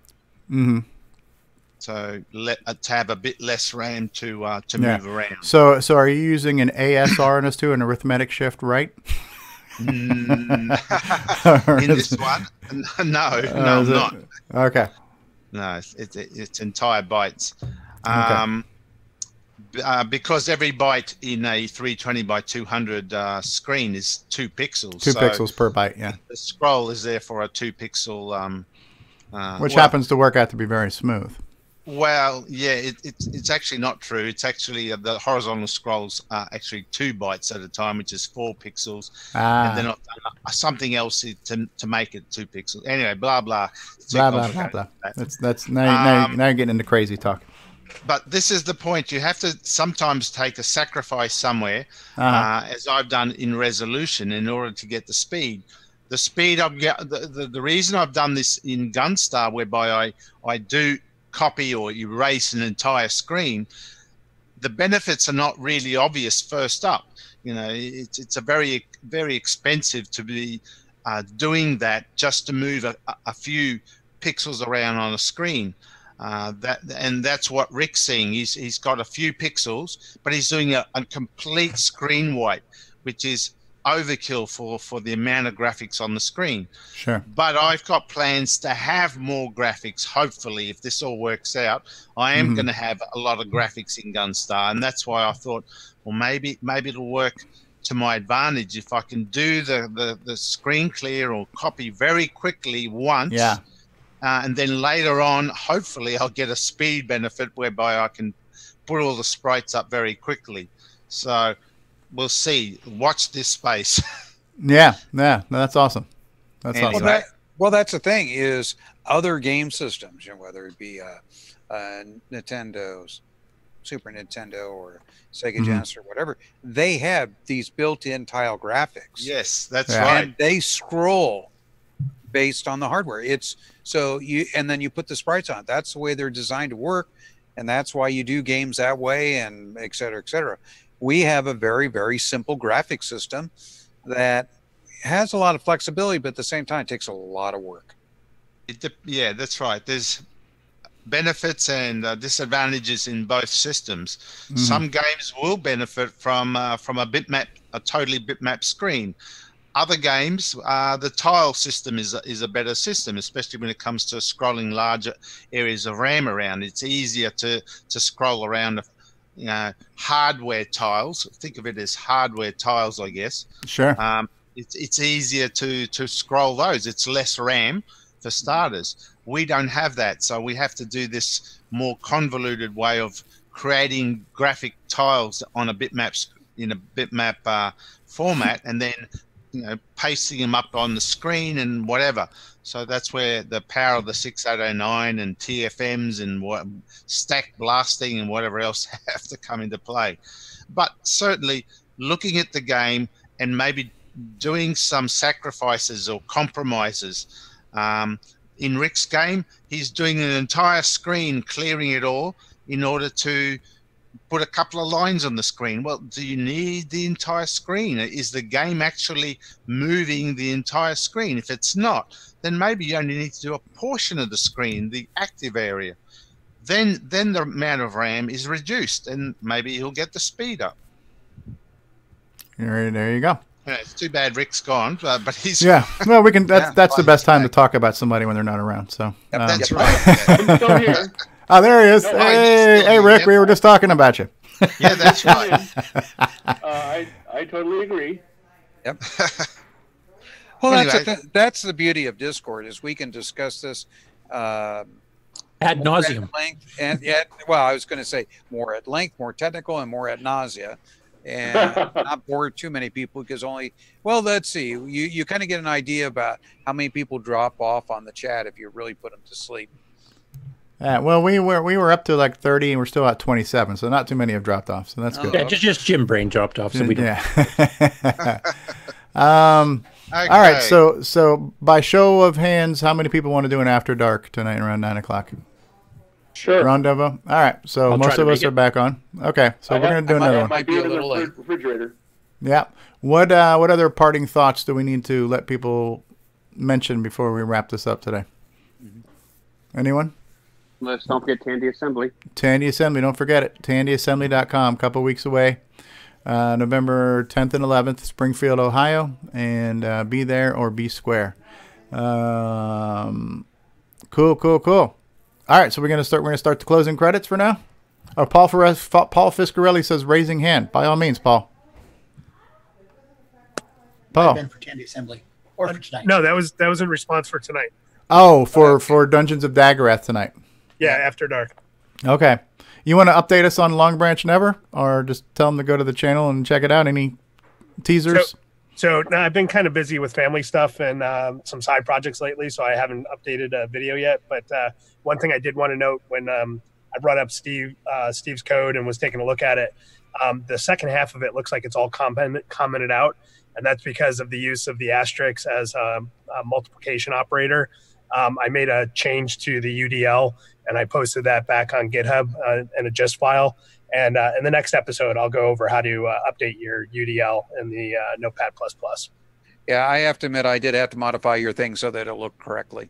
Yeah, exactly. So the UDL stuff in Notepad++ is nice, but it's a bit limited. I mean, to make the distinction between a multiplication operator versus a comment is, it's kind of difficult to do. So, but it's there, and I'll go over that in the next episode that I post. Okay, so is the most recent episode Hello World Part 2 then? It is. Yep. Okay. The one that I've been working on actually is it's getting MAME and XWAR installed and running, and showing a little bit of the debugger in MAME. Okay. Yeah. So just to get everyone up and running with all three platforms, and showing the differences between the three, and how all of them have their very strong suits and whatnot. So they're all great to use and all great to test across. So Sure. And the one comment that you should probably mention to folks is make sure VPC or your main program is closed and not operating before you go through and do your batch file. Yeah, and that's why I didn't. That's why when I call the executable to run, it leaves the command window hung there until you actually close it. And the reason was because I didn't want people to just start launching a couple hundred VCC windows without realizing they were running in the background. Well, the other thing too is for me, I was getting error 215. I couldn't figure out what program was causing, what was going on, and then I realized, oh, it's trying to write to a file that's in use. Yep, exactly. So no, it's a good point. Yeah. Yeah. Thanks for the tip, Steve. Yeah, because once I close VCC, hey, the batch file worked. Yep. Yeah, and Paul, I can't thank you enough for setting that up. Just even if I stop watching your videos, the fact that which I won't, by the way, but if I did, well, I appreciate it. My loyalty is very affordable. But the fact that you have given us this simple to use way of having an editor and an assembler and an emulation environment with fairly easy process now. It's something that I don't think I would have arrived at that process anywhere near as easily or as efficiently as you did. So just pointing us in a direction and kind of guiding us through it has been, immensely helpful. You're doing one more thing that's really important. You're supporting it. You're doing updates as needed. You're explaining everything that's going there. If you follow the videos, you're not going to get in trouble. Yeah. Cool. Yeah. So thank you for that, Paul. What is Jenna saying? I says I dug out a bunch of discs from my closet the other day. Found my CoCo cassettes there too, and some are from the EA days. So I hope to find some good stuff on them. Just need to get a floppy drive. Well, we might have some people that could help you out with that. David. Earlier, speaking of EA, somebody in the comments earlier said they really liked the one-on-one, which was an EA game for the CoCo. Right? So, Paul says just lost power to the house. Yeah. Yes. All right, so we're going to wrap it up. Final thoughts. Are we good? I think so. Yeah. All right, so we're gonna start the closing credits. You have one more chance to think about something clever in just a minute here. So here we go. Cue outro. This concludes another episode of CoCoTALK, the world's leading live talk show featuring the Tandy Color computer. For all things CoCoTALK, visit us on the web at CoCoTalk.live. We'd love to hear from you. Send feedback, suggestions, even segments via email to CoCoTalk@CoCoTalk.live. If you love the color computer like we do, then visit IMACoconut.com for all your color computer links needs. Consider supporting the show with a purchase of merchandise from our retro swag shop at 8bit256.com. If you'd like to become a patron of the show, visit the Patreon link on our site at CoCoTalk.live. CoCoTalk would not exist without the community and its cast and crew. Thanks go to Curtis Boyle, David Ladd, Mark Overholzer, Grant Leighty, Bruce Moore, Nick Marentes, Ron Delvaux, Rick Adams, Jason Reichert, Richard Lorbieski, Jim Brain, Karen Anscombe, Simon Jonason, Wayne Campbell, Steve Batson, Brian Joyce, John Strong, and Barry Nelson. Special thanks to Steve Bjork for production suggestions and Brian Joyce for our best of episodes and bonus content. Please help support the CoCo community by visiting some of its contributors. The CoCo Crew podcast at CoCoCrew.org. Glenside Color Computer Club, host of CoCo Fest at GlensideCCC.com. Jim Brain and Retro Innovations at go4retro.com. Tandy Assembly at TandyAssembly.com.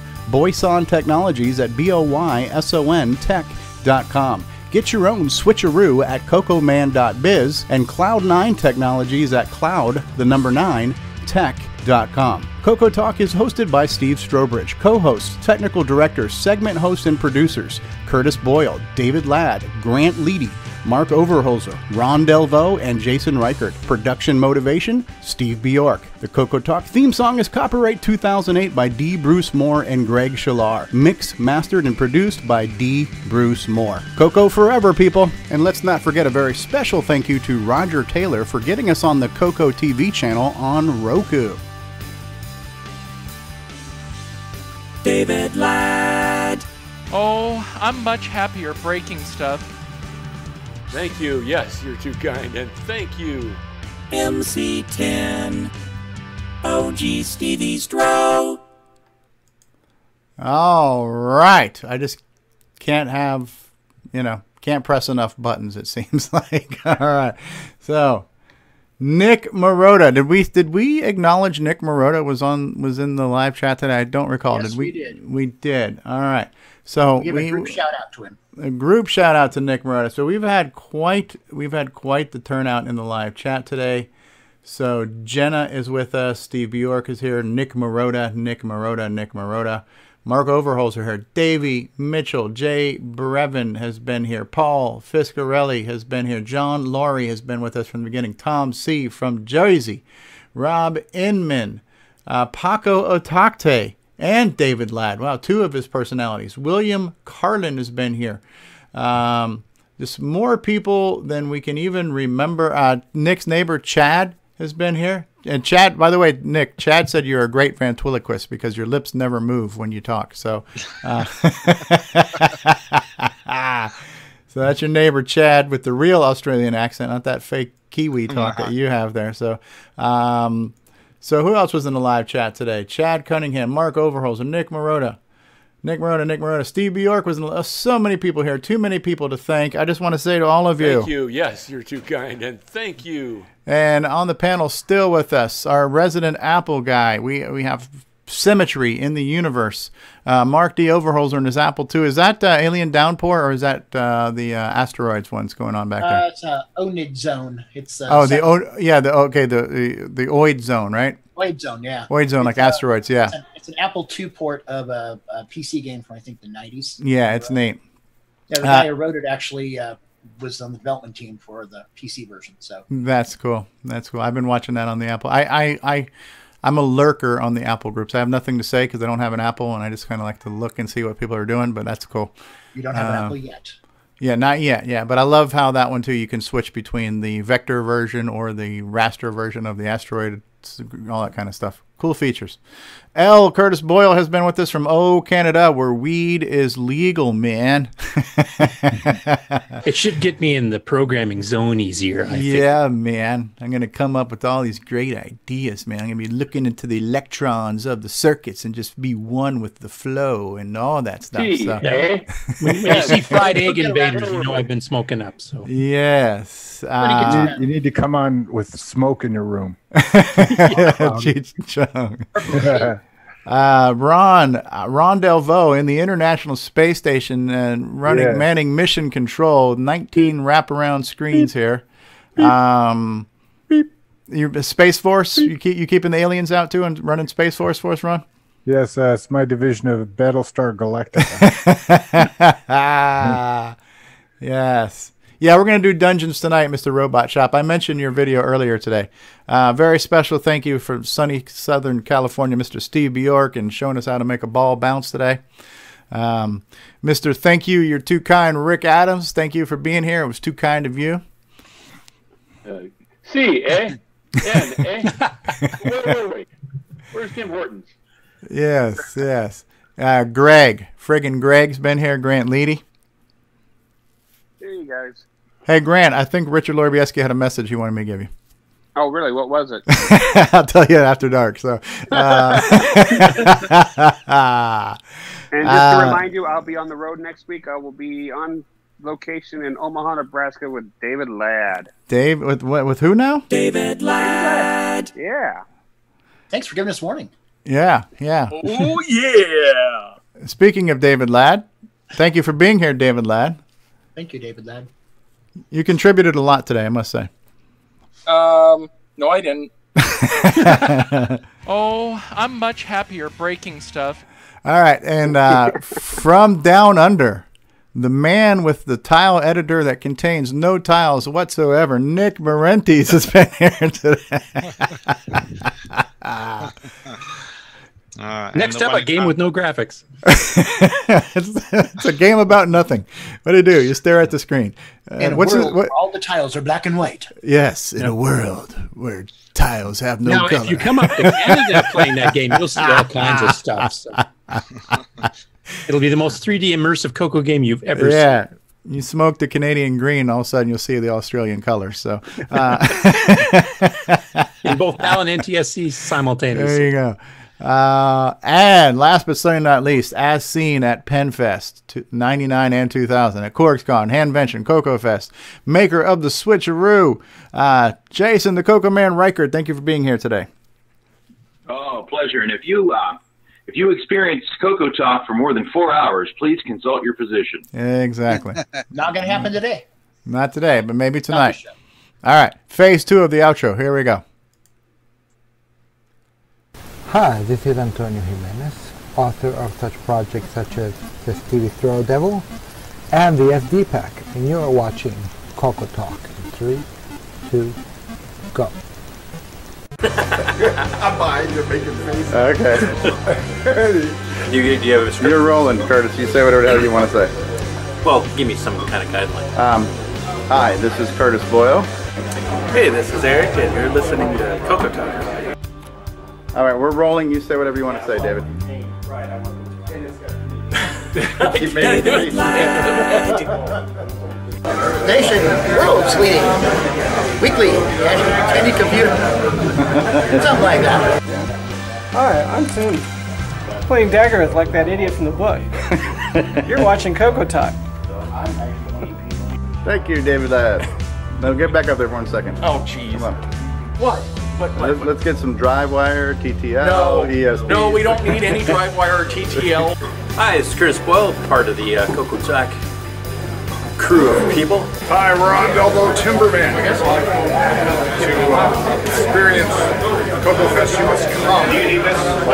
I brought the only working MC-10. I could not get. Couldn't get autograph. By certain someone you know. Oh well. The world's leading weekly CoCoTALK show. Yeah, something like that. Hi, this is Rick Adams, and I'm the author of Temple of Brahm, Shanghai, and now Bomb Threat, and you're listening to Steve Bjork on CoCoTALK. 8-slot MPI, you know, floppy drive, CoCo SDC, sound speech pack, Orchestra 90, RS-232 pack, modem pack, Super IDE. You start adding all those together. If you want them all used at the same time, well, guess what? You just went over the 4-slot MPI. Oh, Lord. We have gone over the 4-slot MPI with David Ladd. All right, we're going to put the audience and the show out of its misery. I'm pressing the hang up button. No, you hang up. Wait. You hang up. What is it, David? We gotta have that 16 slaughter. Yes, we do. You can bring along 15 friends. All right. So you hang up. No, you hang up. This is the sound of me hanging up in 3, 2. Goodbye, That's everybody. enough. Just press the damn thing.